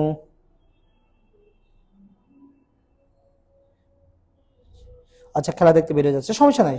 সবচেয়ে পুরাতন ভাইয়া, হ্যাঁ সরকারি আলোয়াল কলেজ, আমি চট্টগ্রাম কলেজ। আপনার আগে লাইভ করি নাই, ফার্স্ট টাইম। আচ্ছা আগে ইউটিউবে করতে আর কি, আগে আপনার অনেক ফ্রি ক্লাস করছি। ওকে স্যার লিখবো নিউ স্যার আগে ক্লাস করি নাই। আচ্ছা আচ্ছা সমস্যা নেই, অনেকে নিউ দেখতে পাচ্ছি, সমস্যা নেই। আচ্ছা তাহলে কারণ ভিত্তিক মুদ্রাস্ফীতি প্রধানত কয় প্রকার সবাই কমেন্ট করো। কারণ ভিত্তিক মুদ্রাস্ফীতি প্রধানত কয় প্রকার সবাই একটু কমেন্ট করো। দুই প্রকার, একটা চাহিদা বৃদ্ধি, একটা হচ্ছে ব্যয় বৃদ্ধি। দেখেন আমি যখন আপনাকে এই চাহিদা বৃদ্ধি জনিত মুদ্রাস্ফীতিটা পড়াবো, দেখেন চাহিদা বৃদ্ধি জনিত মুদ্রাস্ফীতি, চাহিদা বৃদ্ধি জনিত মুদ্রাস্ফীতি, আমি যদি এই জিনিসটা আপনাকে পড়াই, এই জিনিসটা যদি আমি আপনাকে একবার পড়াই, এটার সাথে আপনি বোনাস হিসাবে আরো বোনাস হিসাবে 4টি ফ্রি পাবেন। বোনাস হিসেবে 4টা কি পাবেন বলতো? ফ্রি পাবেন। মানে এই একটা টপিক পড়লে আরো 4টা ফ্রি, আরো 4টা আপনার নতুন করে পড়াইতে হবে না, এগুলো আপনি অটোমেটিক পাবেন। 4টা ফ্রি, চাহিদা বৃদ্ধির জন্য মুদ্রাস্ফীতি, ঠিক আছে? বললে কি হবে? বলবো না। আচ্ছা না পারলেন সমস্যা নেই। আচ্ছা গভর্নমেন্ট কলেজ অনেক ধরনের ইউটিউবে ক্লাস করেছি অনেক। আচ্ছা, ইউটিউব অনেকে ক্লাস করছে, ঠিক আছে, খুব ভালো। দেখো, চাহিদা বৃদ্ধিজনিত মুদ্রাস্ফীতি, এটা যদি পড়ো বোনাস হিসাবে 4টা ফ্রি আরো মুদ্রাস্ফীতি পাবা, সেগুলো সবকিছু বলবো। আমরা আগে বলো সবাই রেডি কিনা, জাস্ট চাহিদা বৃদ্ধিজনিত মুদ্রাস্ফীতি পড়ার জন্য আমরা সবাই রেডি কিনা, চাহিদা বৃদ্ধিজনিত মুদ্রাস্ফীতির জন্য রেডি কিনা, সবাই একটু রেডি কমেন্ট করো, রেডি দ্রুত। এটা কমেন্ট করলে আমি তোমাদের সাথে কথা বলা শুরু করবো, সবাই রেডি কিনা। কারণ আমরা এতক্ষণ অনেক একটু ডিস্ট্র্যাক্টে ছিলাম, অন্য কথা নিয়ে। এখানে আমার পুরাতন স্টুডেন্ট আসছে, তাদের নিয়ে কথা বলছি, এদিকে রাফিকে ডাকা হয়েছে, তারপর তোমাদেরকে জিজ্ঞেস করেছি, তো অনেক কথা মিলে আমরা একটু ডিস্ট্র্যাক্টে ছিলাম। আমরা সবাই আবার মাইন্ড সেট আপ করে রেডি কিনা একটু বলো, সবাই রেডি কিনা, সবাই রেডি কিনা? মাইশা বলতেছে রেডি। সবাই রেডি কিনা, রেডি কিনা, দ্রুত দ্রুত রেডি। নাসির বলেছে রেডি, এডি, আদিত্য বলেছে রেডি, সঞ্জু বলেছে রেডি, ইউসুফ আলী বলেছে রেডি। ওকে ওকে ওকে ওকে, সবাই রেডি। ওকে, চলে। আচ্ছা, আমরা যদি রেডি হয়ে থাকি তাহলে আসেন চাহিদা বৃদ্ধিজনিত মুদ্রাস্ফীতি এটা ব্যাখ্যা করার চেষ্টা করি। আগে বলেন, এই মুদ্রাস্ফীতি জানেন কিনা? মুদ্রাস্ফীতি জানেন কিনা? আজকে থেকে একটা কথা বলে দিচ্ছি, আমি যদি তোমাকে কখনো জিজ্ঞেস করি, লাইভ ক্লাসে হোক, যদি কোনোদিন তোমাকে আমি পড়ানোর সুযোগ পাই আর কি, যদি আমি কোনোদিন জিজ্ঞেস করি আজকে ক্লাসটা করতেছো না, এরপরে থেকে তুমি যদি কোনোদিন আমার সামনে আসো, আমি যদি বলি মুদ্রাস্ফীতি কাকে বলে, তুমি আমাকে শুধু একটা কথা বলবা, দাম স্তর বৃদ্ধির ফলে অর্থের মূল্য হ্রাস পাওয়াকে মুদ্রাস্ফীতি বলে। দাম স্তর বৃদ্ধির ফলে, দাম স্তর বৃদ্ধির ফলে, দাম স্তর বৃদ্ধির ফলে অর্থের মূল্য হ্রাস পাওয়াকে, দাম স্তর বৃদ্ধির ফলে অর্থের মূল্য হ্রাস পাওয়াকে, দাম স্তর বৃদ্ধির ফলে অর্থের মূল্য হ্রাস পাওয়াকে। আমার শুধু কল আসতেছে বইয়ের জন্য। দাম স্তর বৃদ্ধির ফলে অর্থের মূল্য হ্রাস পাওয়াকে মুদ্রাস্ফীতি বলে। দাম স্তর বৃদ্ধির ফলে অর্থের মূল্য হ্রাস পাওয়াকে মুদ্রাস্ফীতি বলে। এই কথাটা আমাকে সবসময় বলবা যে দাম স্তর বৃদ্ধির ফলে অর্থের মূল্য হ্রাস পাওয়াকে মুদ্রাস্ফীতি বলে। মুদ্রাস্ফীতি বলে। আচ্ছা, এখানে একটা জায়গা রাখছি, এই জায়গাটা কেন রাখছি সেটা পরে। দাম স্তর বৃদ্ধির ফলে অর্থের মূল্য হ্রাস পাওয়াকে মুদ্রাস্ফীতি বলে, এটা তো তুমি জানো। এবার প্রশ্ন হচ্ছে, দাম স্তর, এই যে মুদ্রাস্ফীতিটা হবে কার কারণে হবে? এই যে চাহিদা বৃদ্ধির কারণে হবে। তার মানে চাহিদা বৃদ্ধির কারণে, চাহিদা বৃদ্ধির জনিত মানে হচ্ছে কারণে, চাহিদা বৃদ্ধির কারণে দাম স্তর বৃদ্ধির ফলে অর্থের মূল্য হ্রাস পাওয়াকে, চাহিদা বৃদ্ধির কারণে দাম স্তর বৃদ্ধির ফলে, এই দেখেন, চাহিদা বৃদ্ধির কারণে দাম স্তর বৃদ্ধির ফলে অর্থের মূল্য হ্রাস পাওয়াকে চাহিদা বৃদ্ধি জনিত মুদ্রাস্ফীতি বলে। চাহিদা বৃদ্ধি জনিত মুদ্রাস্ফীতি বলে। কথাটা কি ক্লিয়ার? ভাইয়া ক্লিয়ার কিনা বলেন তো একটু সবাই, এই জায়গায় একটু ক্লিয়ার কিনা বলেন তো। চাহিদা বৃদ্ধির কারণে দাম স্তর বৃদ্ধির ফলে অর্থের মূল্য হ্রাস পাওয়াকে চাহিদা বৃদ্ধি জনিত মুদ্রাস্ফীতি বলে। এই কথাটা ক্লিয়ার কিনা একটু বলেন তো সবাই, ক্লিয়ার কিনা বলেন তো, ক্লিয়ার কিনা? দাম স্তর বৃদ্ধির ফলে অর্থের মূল্য হ্রাস পাওয়াকে মুদ্রাস্ফীতি বলে বলেছি। এখন প্রশ্নটা হচ্ছে, কেন মুদ্রাস্ফীতিটা হচ্ছে? চাহিদা বৃদ্ধির কারণে, চাহিদা বৃদ্ধি জনিত, জনিত মানে কারণে। তাহলে চাহিদা বৃদ্ধির কারণে দাম স্তর বৃদ্ধির ফলে অর্থের মূল্য হ্রাস পাওয়াকে মুদ্রাস্ফীতি বলে। কথাকে ক্লিয়ার?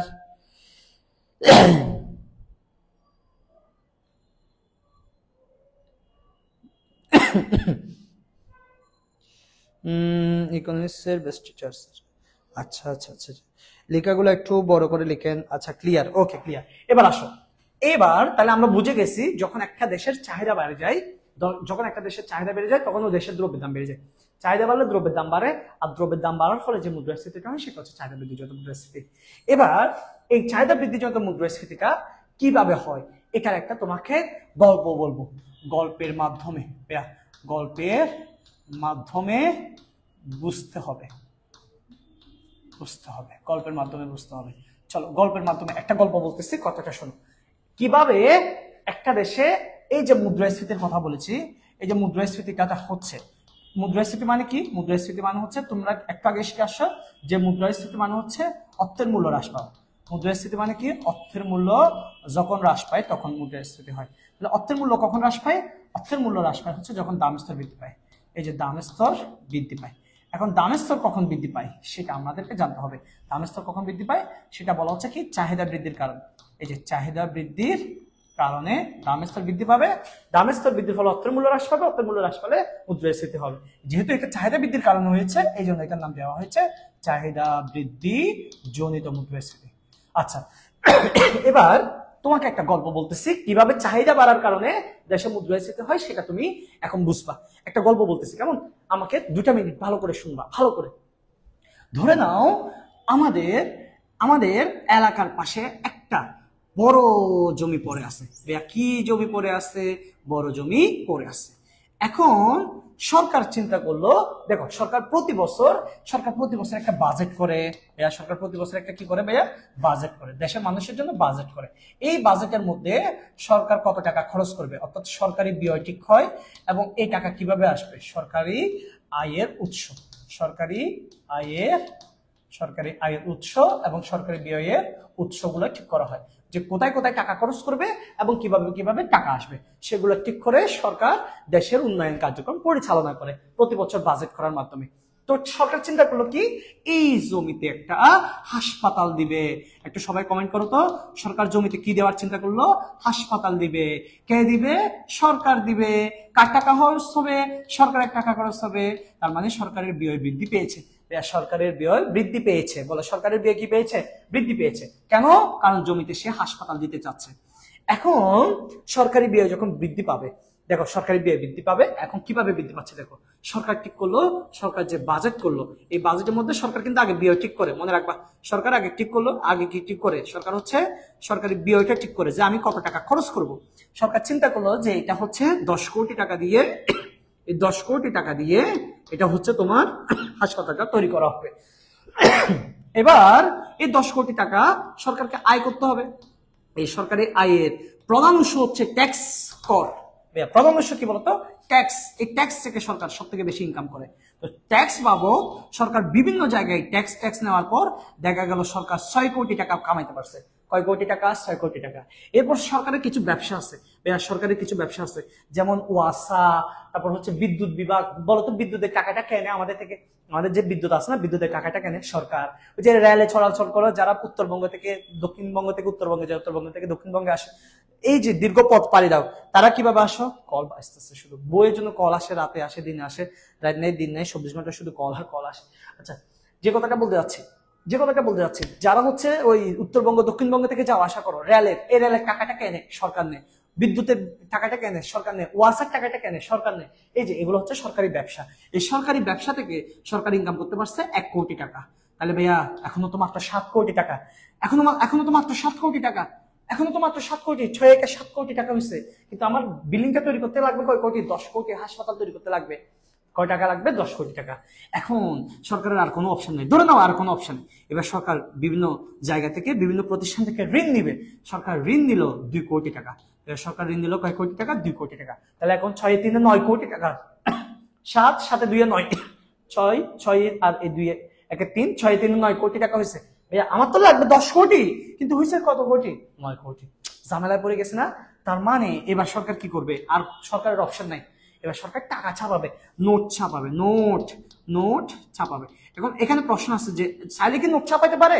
না, সরকারের একটা নির্দিষ্ট পরিমাণ তোমার হচ্ছে গোল্ড রিজার্ভ রাখতে হবে। কেন্দ্রীয় ব্যাংকের নির্দিষ্ট পরিমাণ গোল্ড রিজার্ভ থাকলে ওই টাকাটা ছাপাইতে পারবে। এটা পরে আলোচনা করব, এগুলো পরে আলোচনা করব। আমার আইডির সাথে যুক্ত থাকি, এগুলো নিয়ে তোমাদের সাথে কথা বলবো।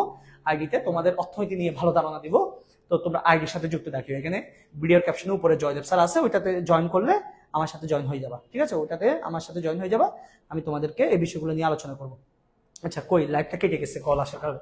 আচ্ছা, নোট ছাপাবে। আচ্ছা, নোট ছাপালে কয় কোটি টাকা? 1 কোটি টাকা। এবার বলো সরকারের 10 কোটি টাকা হয়ে গেছে না? এই যে সরকারের 10 কোটি টাকা হয়ে গেছে। এখন প্রশ্ন হচ্ছে সরকার এই 10 কোটি টাকা তার পকেটে বাড়ি নিয়ে যাবে না? বলো না, সরকার 10 কোটি টাকা এটা কি বাড়ি নিয়ে যাবে না। এই সরকার 10 কোটি টাকা দিয়ে একটা কি বানাবে? হাসপাতাল বানাবে। তার মানে 10 কোটি টাকা সে খরচ করবে। এবার খেয়াল করো, ঘটনাটা খেয়াল করো। সরকারি ব্যয় বৃদ্ধির কারণে এখানে কি হয়েছে দেখো, এই যে সরকারি ব্যয় বাড়ানোর কারণে এখানে যেমন সরকার এগুলো তো আয় করছে বিভিন্ন ভাবে, এছাড়া সরকারের ঋণ বৃদ্ধি পাইছে। সরকারের কি বৃদ্ধি পাইছে বলতো? এই যে ঋণ বৃদ্ধি পাইছে, ঋণ বৃদ্ধি পেয়েছে। বলো না, সরকার কি বৃদ্ধি পেয়েছে? ঋণ বাড়ে গেছে। দেশের মানুষের একটা কথা শুনছো, মাথা পিছু আয়, যেমন মাথা পিছু আয় আছে তেমনি মাথা পিছু ঋণও আছে।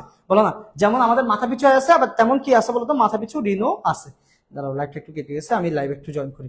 ওকে ওকে, ঠিক আছে। তাহলে তোমাদের দেখো মাথা পিছু আয়ও যেমন আছে, ঋণও আছে, কিন্তু সরকারের ঋণ বেড়ে গেছে। এরপর দেখো নোট ছাপানোর কারণে, নোট ছাপার কারণে কি অর্থের সরবরাহ বেড়ে যাবে। মনে আছে? একটু একটু করে স্মরণ করা, দেখো তো অর্থের সরবরাহ বৃদ্ধি। তোমাদের একটু করে স্মরণ করে দেখো তো, তোমাদের কি বলছিলাম, ওই যে দেশের দেশের টাকা বেড়ে গেলে মুদ্রাস্ফীতি হয়। এই যে দেখছো ঘটনাটা চলে আসছে, দেশের টাকা বেড়ে গেছে, যে তোমার সকালে 500 টাকা ছিল, 100 টাকা ছাপাই দিলাম তোমাকে, টোটাল এর পরের দিন 600 টাকা হয়েছে। এই যে টাকা বেড়ে গেছিল, এই যে নোট ছাপানোর কারণে দেশে এইভাবে করে টাকা বেড়ে যায় আর কি। এই যে টাকা বেড়ে গেলে মুদ্রাস্ফীতি হয়, দেখছো ঘটনাগুলো এখানে রিলেটেড। এই যে ঋণ বৃদ্ধি পাইছে, অর্থ সরবরাহ বৃদ্ধি পাইছে। ওই যে 4টা ফ্রি বলছিলাম, এই যে ঋণ বৃদ্ধি, অর্থ সরবরাহ বৃদ্ধি, এরপর হচ্ছে সরকারি ব্যয় বৃদ্ধি, আরো আছে, একটু ধৈর্য ধরো। তাহলে দেখেন, এই যে তোমার এই যে এখানে 6 কোটির পরে যে 7 কোটি, এখানে তো 7 কোটি টাকা উঠছে।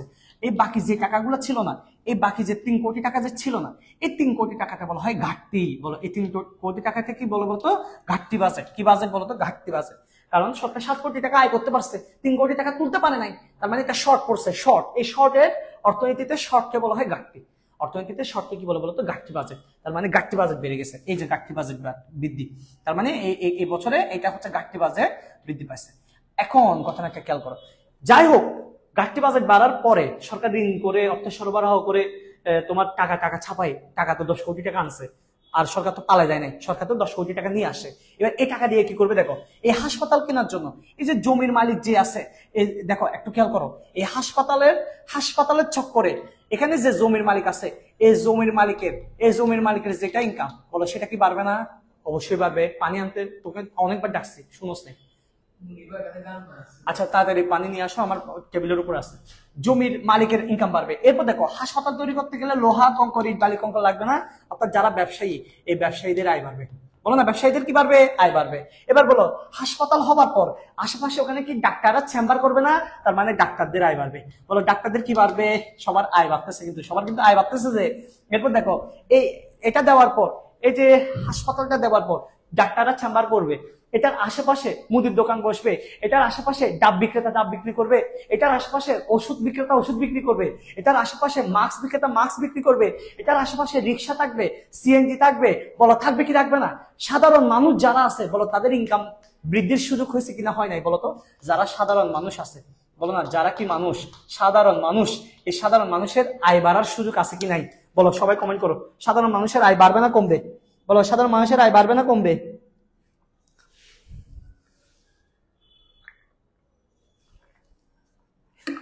আজকে আমার 25 বছরের রেস্টুরেন্ট গুলো এসে এখানে বিল করতেছে, খুব ভালো লাগতেছে, ওরা জয়েন করতেছে, অনেকেই আসছে দেখলাম আজকে। বলো সবার দাম বাড়বে কিনা? সবার দাম বাড়বে বলছি।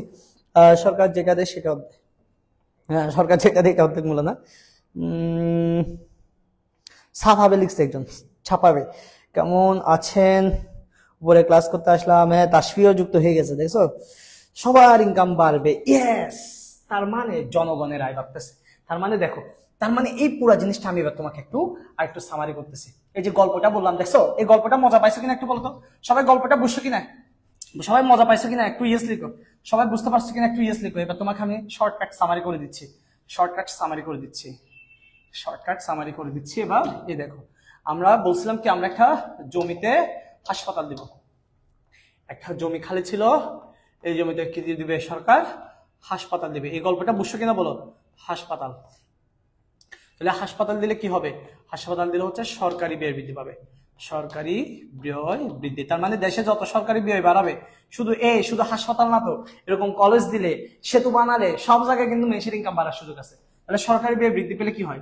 সরকারি ব্যয় বৃদ্ধি পেলে একটা হচ্ছে তোমার ঘাটতি বাজেট বৃদ্ধি পায়। সরকারি ব্যয় বৃদ্ধি পেলে কি বাড়ে? ঘাটতি বাজেট বৃদ্ধি পায়। ঘাটতি বাজেট বৃদ্ধি পায়। ঘাটতি বাজেট বৃদ্ধি পায়। যখন সরকার অনেকগুলো টাকা খরচ করার চিন্তা করে, তখন ঘাটতি বাজেট বাড়ে। ঘাটতি বাজেট বাড়লে কি হয়? ঘাটতি বাজেট বাড়লে ঋণ বৃদ্ধি পায়। ঋণ বৃদ্ধি পায়, অন্যান্য দেশ থেকে, দেশের মানুষের থেকে ঋণ নেয় সরকার, ঋণ বৃদ্ধি পায়। এরপর হচ্ছে তোমার অর্থের সরবরাহ, যে টাকা ছাপায়, অর্থের যোগান বৃদ্ধি পায়। অর্থের যোগান বৃদ্ধি পায়, এটা হচ্ছে ওই ছাপানোর কারণে যেটা হয়, ছাপানোর কারণে, ঠিক আছে, ছাপানোর কারণে যেটা হয়। তাহলে এই যে এই টাকাটা দিয়ে সরকার যখন টাকাটা খরচ করবে, তখন জনগণের আয় বৃদ্ধি পাবে। বলো জনগণের কি বৃদ্ধি পাবে? আয় বৃদ্ধি পাবে। আর জনগণের যখন আয় বৃদ্ধি পাবে, বলো তোমার ইনকাম বাড়তেছে, আমার ইনকাম বাড়তেছে, তাহলে কি আমাদের চাহিদা বাড়বে নাকি কমবে? আমাদের চাহিদা বাড়তে থাকবে। তাহলে সবার যদি চাহিদা বেড়ে যায়, একটু চিন্তা করো না, বাজারে সবাই টাকা নিয়ে গেছে, সবার চাহিদা বেড়ে গেছে, সবাই বলতেছে বড় ইলিশ মাছটা আমার, গরুর গোস্তটা আমার, ছাগলের গোস্তটা আমার, পুরো ছাগলটা আমাকে দিয়ে দেন, সবার চাহিদা বাড়তেছে, বিক্রেতারা কি দাম কমাবে নাকি দাম বাড়াবে? দাম বাড়াবে না? ওই দাম বাড়ানো মানে তত্ত্বের মূল্য হ্রাস পাওয়া, হ্রাস পাওয়া মানে তো মুদ্রাস্ফীতি। তার মানে চাহিদা বেড়ে গেলে অবশ্যই দেশের ভিতরে কি হবে বলতো? মুদ্রাস্ফীতি হবে। তার মানে এই চাহিদা বৃদ্ধি কিন্তু মেইন কারণ না, মেইন কারণ হচ্ছে এই সরকার ব্যয় বাড়ার কারণে চাহিদা বেড়ে যায়, চাহিদা বাড়ার কারণে দেশে মুদ্রাস্ফীতি হয়। এটা যেহেতু আমরা চাহিদা বৃদ্ধি যত মুদ্রাস্ফীতি বলতেছি, এই জন্য এই চাহিদাকে ফোকাস করা হচ্ছে। আসলে এটা রুট ঘটনাটা হচ্ছে কোথায়? সরকারি ব্যয় বৃদ্ধির সাথে রিলেটেড। কথা কি ক্লিয়ার? কথা কি ক্লিয়ার? হ্যাঁ, সেরা এক্সাম্পল এগুলা। তো তুমি তো এই জিনিসগুলো খুব কম জায়গায় পাবা, এই যে রিলেটেড, এত রিলেটেড করে পড়াচ্ছে তোমাদেরকে, এগুলো খুব কম জায়গায় পাবা। ঠিক আছে, বাড়বে। ওকে, আচ্ছা, তাহলে এই যে ঘটনাটা আমি তোমাকে বললাম, এটা হচ্ছে একটা গল্প, একটা গল্পের মাধ্যমে বললাম। এবার এবার বলো, তোমরা আমাকে বলো, এটাকে আমি তোমাদেরকে একটু চিত্রে দেখাবো কিনা বলো, এটাকে আমি চিত্রে দেখাবো কিনা বলো, এই জিনিসটাকে আমি তোমাদেরকে একটু চিত্রে দেখাবো কিনা? সবাই একটু বলো তো, সবাই একটু কমেন্ট করো, চিত্র দেখবো কিনা? ইয়েস একটু বলো তো, সবাই আমরা চিত্র দেখতে আগ্রহী কিনা? সবাই একটু আমরা চিত্র দেখতে আগ্রহী কিনা একটু বলো তো, ইয়েস বলো তো সবাই। চিত্র দেখতে ক্লিয়ার, ওকে ক্লিয়ার। আচ্ছা, সবাই এখন ক্লিয়ার লিখতেছে, আমার এখানে কমেন্ট স্লো আসতেছে। আচ্ছা, তোমরা একটু ক্লিয়ার কিনা বলো তো সবাই, আমি একটু রিফ্রেশ দিয়ে ঢুকি, তাহলে আমার তোমাদের আর যেটা স্লো আসতেছে সেটা আসবে না।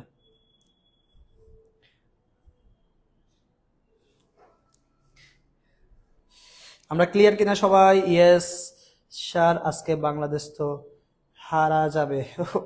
তুই খেলা, আমি তো খেলা দেখতেছি না স্যার, স্যার দেখান। ওকে চলো, এবার চিত্র দেখার চেষ্টা করি। এটাকে যখন আমরা চিত্র উপস্থাপন করবো, দেখো আমি তো এটাতে এই ইয়েতে থাকতে পারবো না, আমার তো এখান থেকে বের হয়ে যেতে হবে। ঠিক আছে, আমার তো এটা ক্লিয়ার করে ফেলতে হবে। এই জিনিসটা তোমরা একটু সুন্দর করে আবার পরবর্তীতে লাইভটা দেখে ঠিক করে দেবা। এবার আসো চিত্র উপস্থাপন। আমরা যেটা চাহিদা বৃদ্ধিজনিত মুদ্রাস্ফীতি পড়েছি, চাহিদা বৃদ্ধি জনিত মুদ্রাস্ফীতি। ঠিক আছে, এটা হচ্ছে এখন এইটাকে এখন আমরা চিত্র উপস্থাপন করব। চিত্র উপস্থাপন, চিত্রে উপস্থাপন। আচ্ছা, চিত্র উপস্থাপনের পূর্বে আমাদের জানতে হবে, ভাইয়া আমাদের কি, আমাদের জানতে হবে, কি জানতে হবে বলতো? আমাদের কি জানতে হবে? চলো, 1 নম্বর আমাদেরকে জানতে হবে পূর্ণ নিয়োগ কি। আচ্ছা, পূর্ণ নিয়োগের আগে আরেকটা জিনিস জানতে হবে, সেটা হচ্ছে সামগ্রিক চাহিদা। সামগ্রিক চাহিদা, এরপর হচ্ছে সামগ্রিক যোগান। সামগ্রিক যোগান, এরপর হচ্ছে পূর্ণ নিয়োগ, এরপর হচ্ছে অপূর্ণ নিয়োগ, অপূর্ণ নিয়োগ, এরপর হচ্ছে দামের স্তর, এরপর কি বলতো? দাম স্তর। ঠিক আছে, এই সামগ্রিক চাহিদা, এটাকে আমরা বলি অ্যাগ্রিগেট ডিমান্ড। কি বলে বলতো? Aggregate demand. নবমত এরপর এটা হচ্ছে অ্যাগ্রিগেট সাপ্লাই। ঠিক আছে, এটা পূর্ণ নিয়োগ মানে হচ্ছে ফুল এমপ্লয়মেন্ট, এটাকে বলা হয় ফুল এমপ্লয়মেন্ট। ঠিক আছে, ফুল এমপ্লয়মেন্ট। এটা হচ্ছে অপূর্ণ নিয়োগ। ঠিক আছে, এটা তোমার হচ্ছে দামের স্তরকে আমরা বলি প্রাইস লেভেল বা প্রাইস।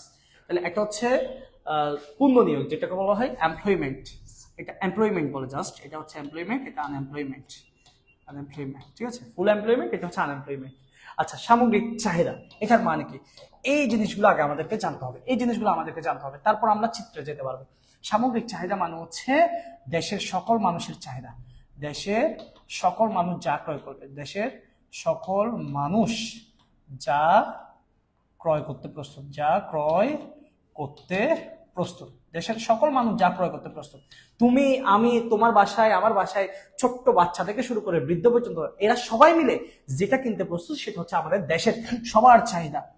আর দেশের সকল মানুষ যা উৎপাদন করে, দেশের সকল মানুষ যা উৎপাদন করে, সকল মানুষ যা উৎপাদন করে, সেটা হচ্ছে সামগ্রিক যোগান। ঠিক আছে, পূর্ণ নিয়োগ মানে হচ্ছে সকল প্রতিষ্ঠান, যন্ত্রপাতি, আচ্ছা মানে সকল উপকরণ মানে কি? মানুষ জমি, যন্ত্রপাতি যা আছে সকল উপকরণের পূর্ণ ব্যবহার, সকল উপকরণের পূর্ণ ব্যবহার।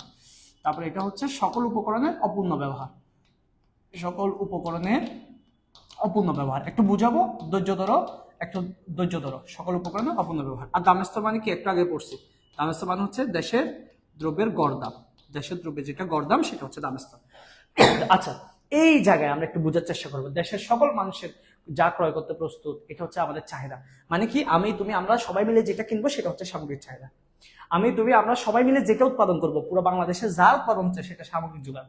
সকল উপকরণ যদি একসাথে ব্যবহার হয় সেটা পূর্ণ নিয়োগ, সকল উপকরণ যদি একসাথে ব্যবহার না অপূর্ণ নিয়োগ। এই পূর্ণ নিয়োগ আর অপূর্ণ নিয়োগ একটু তোমাদেরকে বোঝাচ্ছি, একটু খেয়াল করো।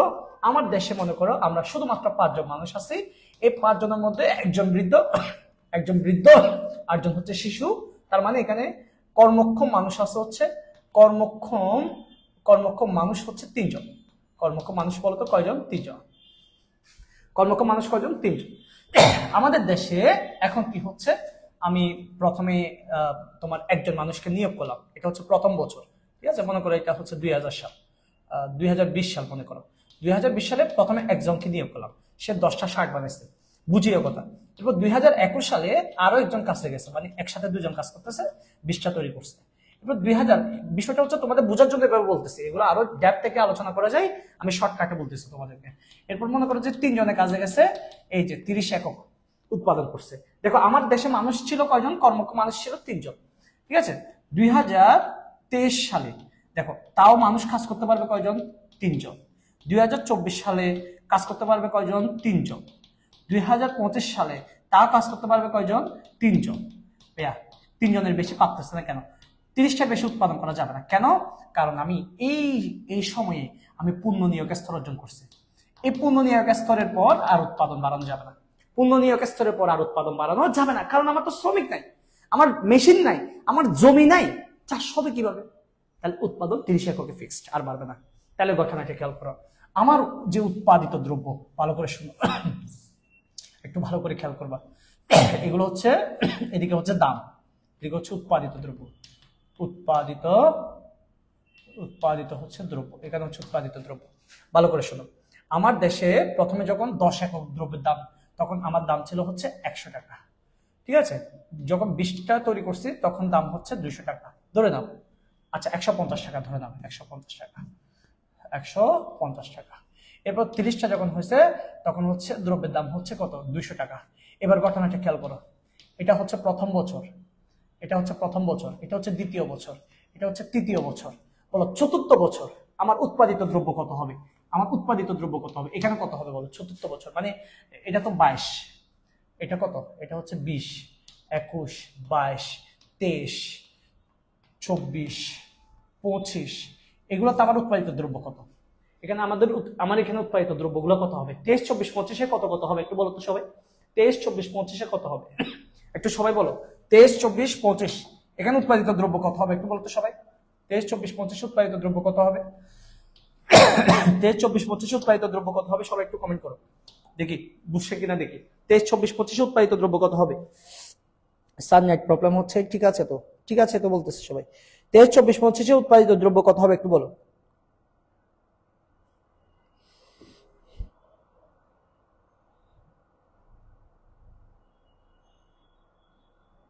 We have to know. Yes.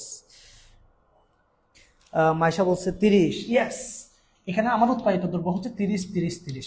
এবার প্রশ্ন হচ্ছে দ্রব্যের দাম কি স্থির থাকবে নাকি দ্রব্যের দাম বাড়তে থাকবে? একটু কথা বলো। এখানে দাম কত হবে? এই দামগুলো কি স্থির থাকবে? এই দাম কি 200, 200 থাকবে? ইয়েস অর নো বলবো জাস্ট, তাহলে হয়ে যাবে। এই দামগুলো কি 200, 200, 200 হবে নাকি দ্রব্যের দাম বাড়তে থাকবে? একটু বলো, একটু ইয়েস অর নো বলো। আচ্ছা এখন 30-এ পড়ে আছে আমরা। দেখো আমার দ্রব্যের দামটা কিন্তু বাড়তে থাকবে, 250, 300, 300। এখন প্রশ্ন হতে পারে স্যার দ্রব্যের দাম কেন বাড়তেছে? ভাই আমি তো উৎপাদন করতে পারতেছি না, আমার যোগান দিতে পারতেছি না, কিন্তু আমার তো দেশের চাহিদা বাড়বে ভাই, আমার দেশে তো চাহিদা বেড়ে যাবে, আমার মানুষ বাড়বে, দেশের মানুষ বাড়বে, আমার দেশে মানুষ বাড়বে। ধরে নাও কর্মক্ষম মানুষ স্থির রাখি, আমি ধরে নিচ্ছি এই কর্মক্ষম মানুষ স্থির, মানুষ তো দিন দিন বাড়তেছে, তো চাহিদা তো বাড়বে, চাহিদা বাড়ার কারণে দেখো সবাই এই 30 একক পেতে চাইবে, তখন বিক্রেতারা দ্রব্যের দাম বাড়াতে থাকবে। তার মানে দেখো এই যে উৎপাদিত দ্রব্য, আমি যদি একটা চিত্র আঁকি, একটু খেয়াল করবো, আমি একটু চিত্র আঁকি, এই জিনিসটা আমি এবার চিত্রে দেখাচ্ছি তোমাদের বোঝানোর জন্য। দেখো পুনর্নিয়োগের পরে আর উৎপাদন বাড়ানো যায় না, এই জায়গাটা বোঝানোর জন্য তোমাকে আমি এবারে চিত্র আঁকতেছি একটা। এই জায়গাটা চিত্রটা দেখো, এখানে হচ্ছে আমাদের যোগান, যোগান মানে হচ্ছে এটা, এই যে উৎপাদিত দ্রব্যটা হচ্ছে আমাদের যোগান, আর এখানে হচ্ছে দাম। কত ছিল প্রথমে? 10, 20, তারপর হচ্ছে 30, 10, 20, 30, এর বাইরে উৎপাদন করতে পারবো না। 100, 150, 200, 250, এই যে 100, 150, 200, 250, 300, 350, 400। ঠিক আছে, প্রথমে 100 টাকায় 10টা, 100 টাকায় 10টা, 200 টাকায়। দেখো আমার এখানে যোগানটা আস্তে আস্তে বাড়ছে, এখানে যোগানটা বাড়ছে, এই যে খেয়াল করো, এই যোগানটা কেন বাড়ানো গেছে, এই যোগানটা কেন বাড়ানো গেছে, কেন? কারণ প্রথমে ওই একজনে কাজ করতো, তোমাদেরকে উদাহরণ দিচ্ছিলাম মনে আছে, প্রথমে এখানে একজনে কাজ করতো, এরপর এখানে দুজনে কাজ করতো, এই যে আস্তে আস্তে বাড়ছে, এবছর থেকে এবছর একটু বাড়ছে, ঠিক আছে, এবছর থেকে আরেকটু বাড়ছে, এখানে যেহেতু 3 জন কাজ করতেছে আরেকটু বাড়ছে, এই যে 20 থেকে বাড়ছে। কিন্তু এরপর আবার তো 3 জনের বাইরে আর কাজ করতে পারতেছে না, এখানে শুধু 3 জনেই কাজ করতেছে, এখানে শুধু 3 জনেই কাজ করতেছে। তার মানে আমি 250 টাকা দিলেও 30 একক উৎপাদন করতে পারবো, এর বেশি পারবো না।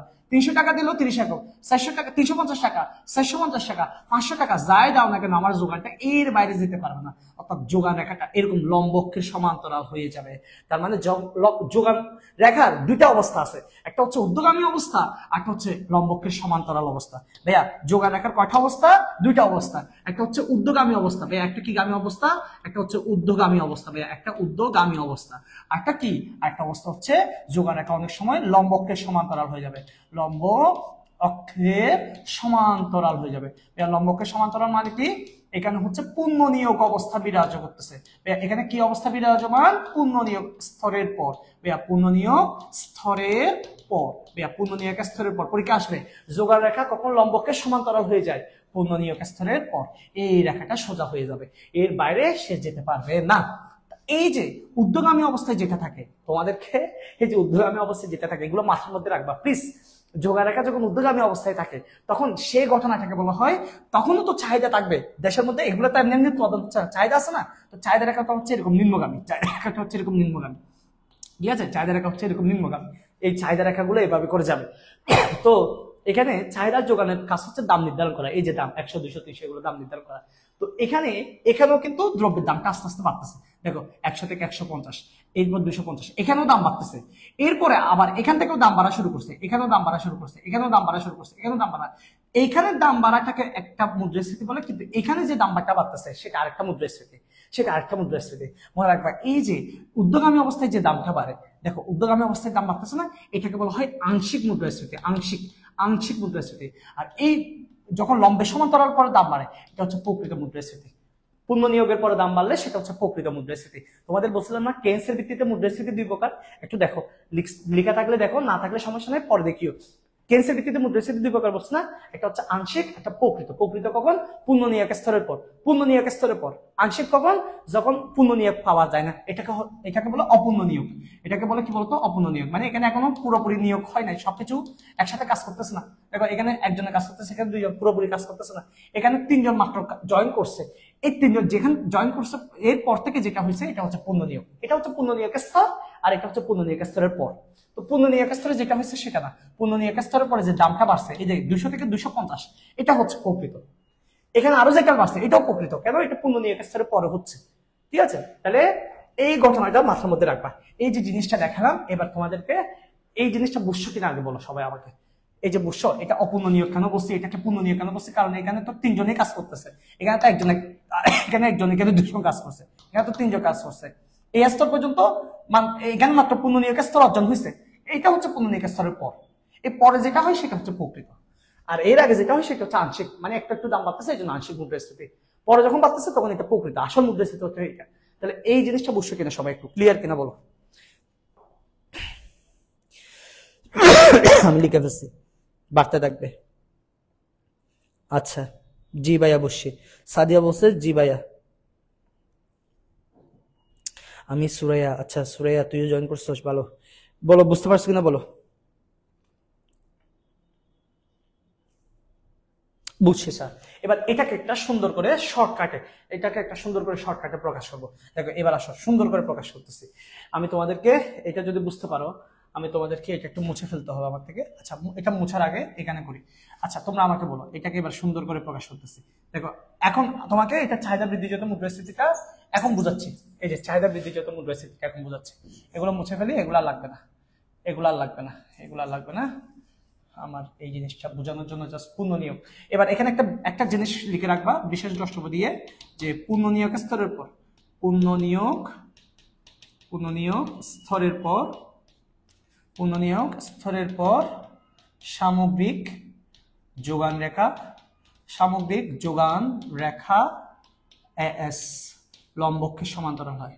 লম্ব অক্ষের সমান্তরাল হয়। লম্ব অক্ষের সমান্তরাল হলে ঢাল কিন্তু অসীম। ঢাল ফার্স্ট পেপার পড়াবো, একদিন পড়াবো ইনশাল্লাহ। বিশেষ দ্রষ্টব্য দিয়ে লেখা রাখো, পূর্ণ নিয়োগ স্তরের পর সামগ্রিক যোগান রেখা লম্ব অক্ষের সমান্তরাল হয়। এই কথাটা লিখে রাখবা। এবার আসো, তোমরা একটু বলো তো। এবার আমি চাহিদা বৃদ্ধিজাত মুদ্রাস্ফীতি টাকতেছি। এই যে চাহিদা বৃদ্ধিজাত মুদ্রাস্ফীতির একটা চিত্র টাকতেছে। এখন একটু ভালো করে খেয়াল করবে সবাই, এই জায়গায় ভালো করে খেয়াল করবা। প্রশ্নের মধ্যে এই অংশে বেশিরভাগ ক্ষেত্রে জাতীয় আয় থাকে।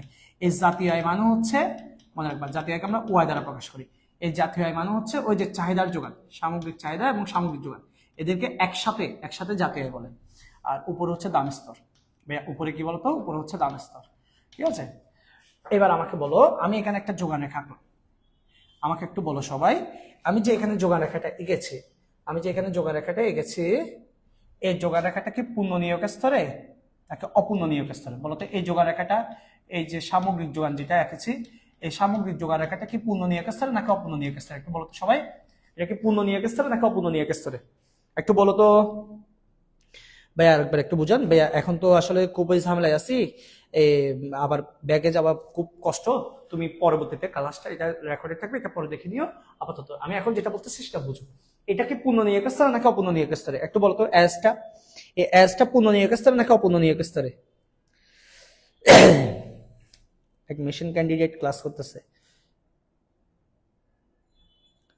কি দে লাগছে? আমি নাস্তা পাঠিয়ে দিচ্ছি তোমার পাশে, ঠিক আছে? পূর্ণ নিয়োগ স্তর, গুড। এটা হচ্ছে পূর্ণ নিয়োগ স্তরের যোগান রেখা। তার মানে এখানে ধরে নাও, এখানে আয় হচ্ছে দেশে আয় হচ্ছে ইনকাম Y1, ঠিক আছে, Y1। এবার কথাটা খেয়াল করো। এবার তোমাকে এই যে যোগানটা দিয়েছে, এখানে তো মনে করো যে 30 একক যোগান হয়েছে আর কি, ধরে নাও এটা হচ্ছে 30 একক, তোমাদের বোঝার জন্য বলতেছি। এখানে তো অবশ্যই একটা চাহিদা থাকবে, এটা হচ্ছে প্রাথমিক চাহিদা, এটা হচ্ছে AD1, এটা হচ্ছে প্রাথমিক চাহিদা, এটা হচ্ছে প্রাথমিক চাহিদা। কেমন? এটা হচ্ছে প্রাথমিক চাহিদা। তাহলে চাহিদার যোগান পরস্পর যেখানে থাকবে, মনে রাখবা সেখানে একটা ভারসাম্য তৈরি হবে, আর ভারসাম্য বিন্দুতে একটা দাম নির্ধারণ হবে। ভারসাম্য বিন্দুতে একটা কি নির্ধারণ হবে বলতো? ভারসাম্য বিন্দুতে একটা দাম নির্ধারণ হবে। ধরে নাও এটা হচ্ছে P1, ভারসাম্য বিন্দুতে দাম নির্ধারণ হচ্ছে, এটার নাম কি বলতো? এটার নাম হচ্ছে P1, এটা হচ্ছে আমাদের ভারসাম্য দাম। এবার কি হলো দেখো, এবার এই যে এই স্তরের পর আর তো উৎপাদন বাড়ানো যাবে না, এই জন্য যোগানটা ফিক্সড। কিন্তু দেশে কি বেড়ে গেছে, আমরা কি বলতেছি বলতো? চাহিদা বৃদ্ধি না? এই জন্য দেশে আমরা বলতেছি চাহিদা বৃদ্ধি পেয়েছে। কি বৃদ্ধি পেয়েছে বলতো? চাহিদা বৃদ্ধি পেয়েছে। আচ্ছা, একটু বাঁকা হয়ে গেল। এই যে দেখো কি হয়ে গেল বলতো? চাহিদা বৃদ্ধি পেয়ে গেল।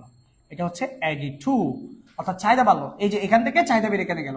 তাহলে দেখো আগে ভারসাম্য ছিল E0, এখন ভারসাম্য কি হবে? E1 হয়ে যাবে। তাহলে দাম স্তরটা কোথায় চলে যাচ্ছে? দাম স্তরটা উপরে চলে যাচ্ছে। এই যে দেখো দাম স্তর উপরে চলে গেছে, তাহলে P2 হয়ে গেল। এখন বলো, আগে যদি P1 হয়, এখন যদি P2 হয়, দামটা কি কমছে নাকি দাম বাড়ছে? দাম বাড়ছে। এই যে দাম স্তর, এই যে আমরা কি বলছিলাম, চাহিদা বৃদ্ধি, মুদ্রাস্ফীতি মানে কি? দাম স্তর বৃদ্ধির ফলে অর্থের মূল্য হ্রাস পাবে মুদ্রাস্ফীতি বলে। এখন প্রশ্ন হচ্ছে দাম স্তরটা কেন বাড়ছে? এই যে এদিকে যে দাম স্তরটা বাড়ছে, এটা কেন বাড়ছে? কারণ এদিকে চাহিদা বাড়ছে। বলে এদিকে কি বাড়ছে বলতো? চাহিদা বাড়ছে। তাহলে এদিকে চাহিদা বাড়ার কারণে বলতো, এদিকে কি বৃদ্ধির কারণে?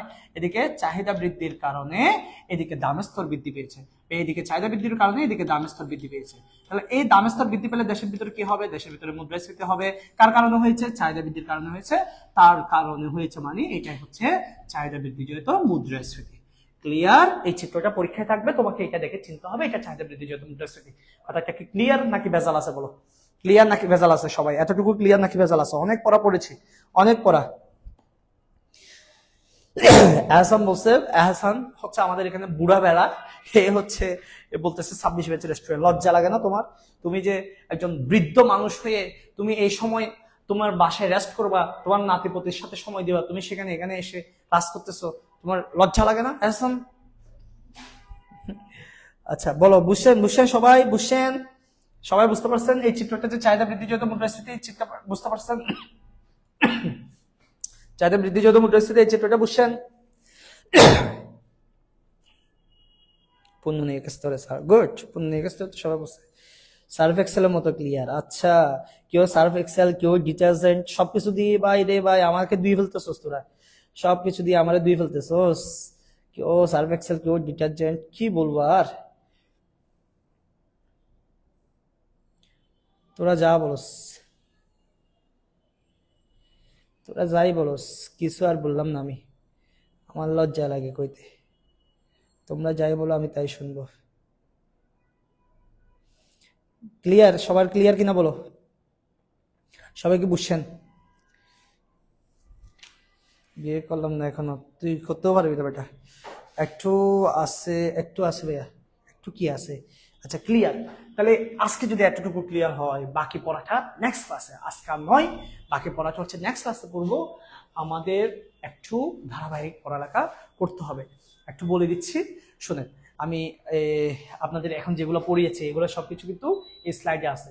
দেখেন আমাদের এইখানে যতগুলো স্লাইড আছে সবগুলো আছে। ও তোমাদের তো বলছিলাম যে কি চাহিদা বৃদ্ধি পড়লে, চাহিদা বৃদ্ধি পড়লে আরো কয়েকটা ক্লিয়ার হয়ে বলছিলাম না? তো চাহিদা বৃদ্ধি পড়লে এখানে এই যে অর্থের সরবরাহ বৃদ্ধি, ঋণ বৃদ্ধি, এগুলো পড়ছো না?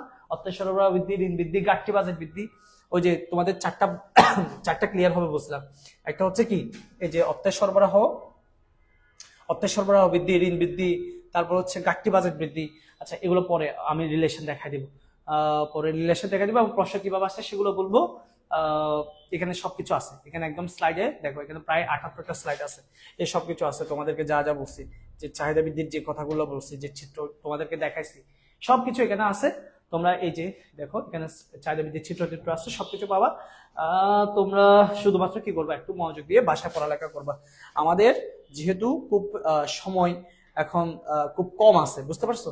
তোমরা যারা হচ্ছে কি এইচএসসি 26 ব্যাচ, এইচএসসি কি বলতো 26 ব্যাচের স্টুডেন্ট রয়েছে। তোমরা যারা এইচএসসি কোন ব্যাচ, তোমরা এইচএসসি হচ্ছে 26 ব্যাচের যারা স্টুডেন্ট রয়েছে, তাদের কিন্তু সময় কিন্তু খুব কম। 26 ব্যাচের স্টুডেন্টের সময় কিন্তু কি খুব কম। এই সময়টা তোমাকে প্রপারলি কাজে লাগাতে হবে। তোমরা সবাই জানো 2016 সাল থেকে 19 সালে আমাদের যে প্রশ্নগুলো আছে এগুলো আমাদেরকে বেশি পড়তে হবে, ওই প্রশ্নগুলোর উপর গুরুত্ব দিয়ে আমাদেরকে প্রিপারেশন নিতে হবে। তোমরা অনেকে জানো না যে কোথায় থেকে কি পড়তে হয়। তোমরা যদি 2021 সাল থেকে 25 সালের কোয়েশ্চেন প্যাটার্ন গুলো দেখো, এই কোয়েশ্চেন প্যাটার্ন দেখে তোমার কোনো কাজ কিছু হবে না। তুমি 2016 সাল থেকে 2019 সালের কোয়েশ্চেন প্যাটার্ন গুলো দেখবা, এগুলোতে কোন অধ্যায় থেকে কয়টা প্রশ্ন হয় সেটা দেখে পড়ালেখা করবা। তুমি এই পড়ালেখাটা করলে তোমার এখানে পরীক্ষার মধ্যে প্রশ্নের প্যাটার্ন কেমন হবে বুঝবা না। তুমি এই ফরম্যাটে পড়ালেখা করবা, 16 সাল থেকে 19 সালের প্রশ্নগুলো সলভ করবা, তাহলে তুমি এক্স্যাক্টলি বুঝতে পারবা যে তোমার পরীক্ষায় কোনটা আসে, কয় অধ্যায় থেকে কয়টা প্রশ্ন হয়, কয় অধ্যায় থেকে কয়টা সিকিউ হয়, কয়টা এমসিকিউ হয়, সেগুলো বুঝবা। ঠিক আছে, লাস্ট সময় কাজে লাগাইতে হবে, ভালো মতো পড়ালেখা করতে হবে। আজকের পর তোমাদের আরেকটা লাইভ ক্লাস হবে হয়তো, সেটা হচ্ছে পরিণতির উপর। এরপর কিছুদিন বন্ধ যাবে দুর্গাপূজা এবং বিভিন্ন যেহেতু আমাদের আনুষ্ঠানিকতা রয়েছে সেগুলোর পরে তোমাদের হয়তো আবার ফ্রি লাইভ ক্লাস থাকলেও থাকতে পারে, না থাকলে পেইড ব্যাচে ক্লাস চলবে। তোমরা যারা আমাদের পেইড ব্যাচে অংশগ্রহণ করতে চাও করতে পারো। ঠিক আছে, তো সর্বোপরি একটা কথা বলবো, সেটা হচ্ছে আমাদেরকে মাইন্ডসেট ক্লিয়ার রাখতে হবে যে আমি কি চাচ্ছি, আমি কোথায় যেতে যাচ্ছি। ঠিক আছে, অনেকের পরিকল্পনা ঠিক না থাকার কারণে কিন্তু সে কিন্তু করতে পারে না, তার লক্ষ্যে পৌঁছাতে পারে না। প্রথমে পরিকল্পনা গ্রহণ করো, পরিকল্পনা বাস্তবায়নের জন্য বিভিন্ন ধরনের বিকল্প ঠিক করো। এটা না হলে এটা করবো, এটা না হলে এটা না করবো। যেগুলো আমি পড়তে চাচ্ছি সেগুলো আমি এই স্যারের কাছে না হলে ওই স্যারের কাছে পড়বো। এখন ইউটিউবে অনেক রিসোর্সেস পাই, অনেক ধরনের কন্টেন্ট আছে, এগুলো যে কোনো স্যার থেকে দেখে দেখে দেখে দেখে পড়া শেষ করে ফেলো। বাসায় পড়তে হবে, মানে পড়তে হবে, সময় নষ্ট করা যাবে না। ভালো থাকবেন, সুস্থ থাকবেন, দেখা হবে আর কোনো একদিন আরেকটি লাইভ ক্লাসে। ততক্ষণ পর্যন্ত ভালো থাকবেন সবাই, সবার জন্য দোয়া করবেন। ধন্যবাদ সবাইকে।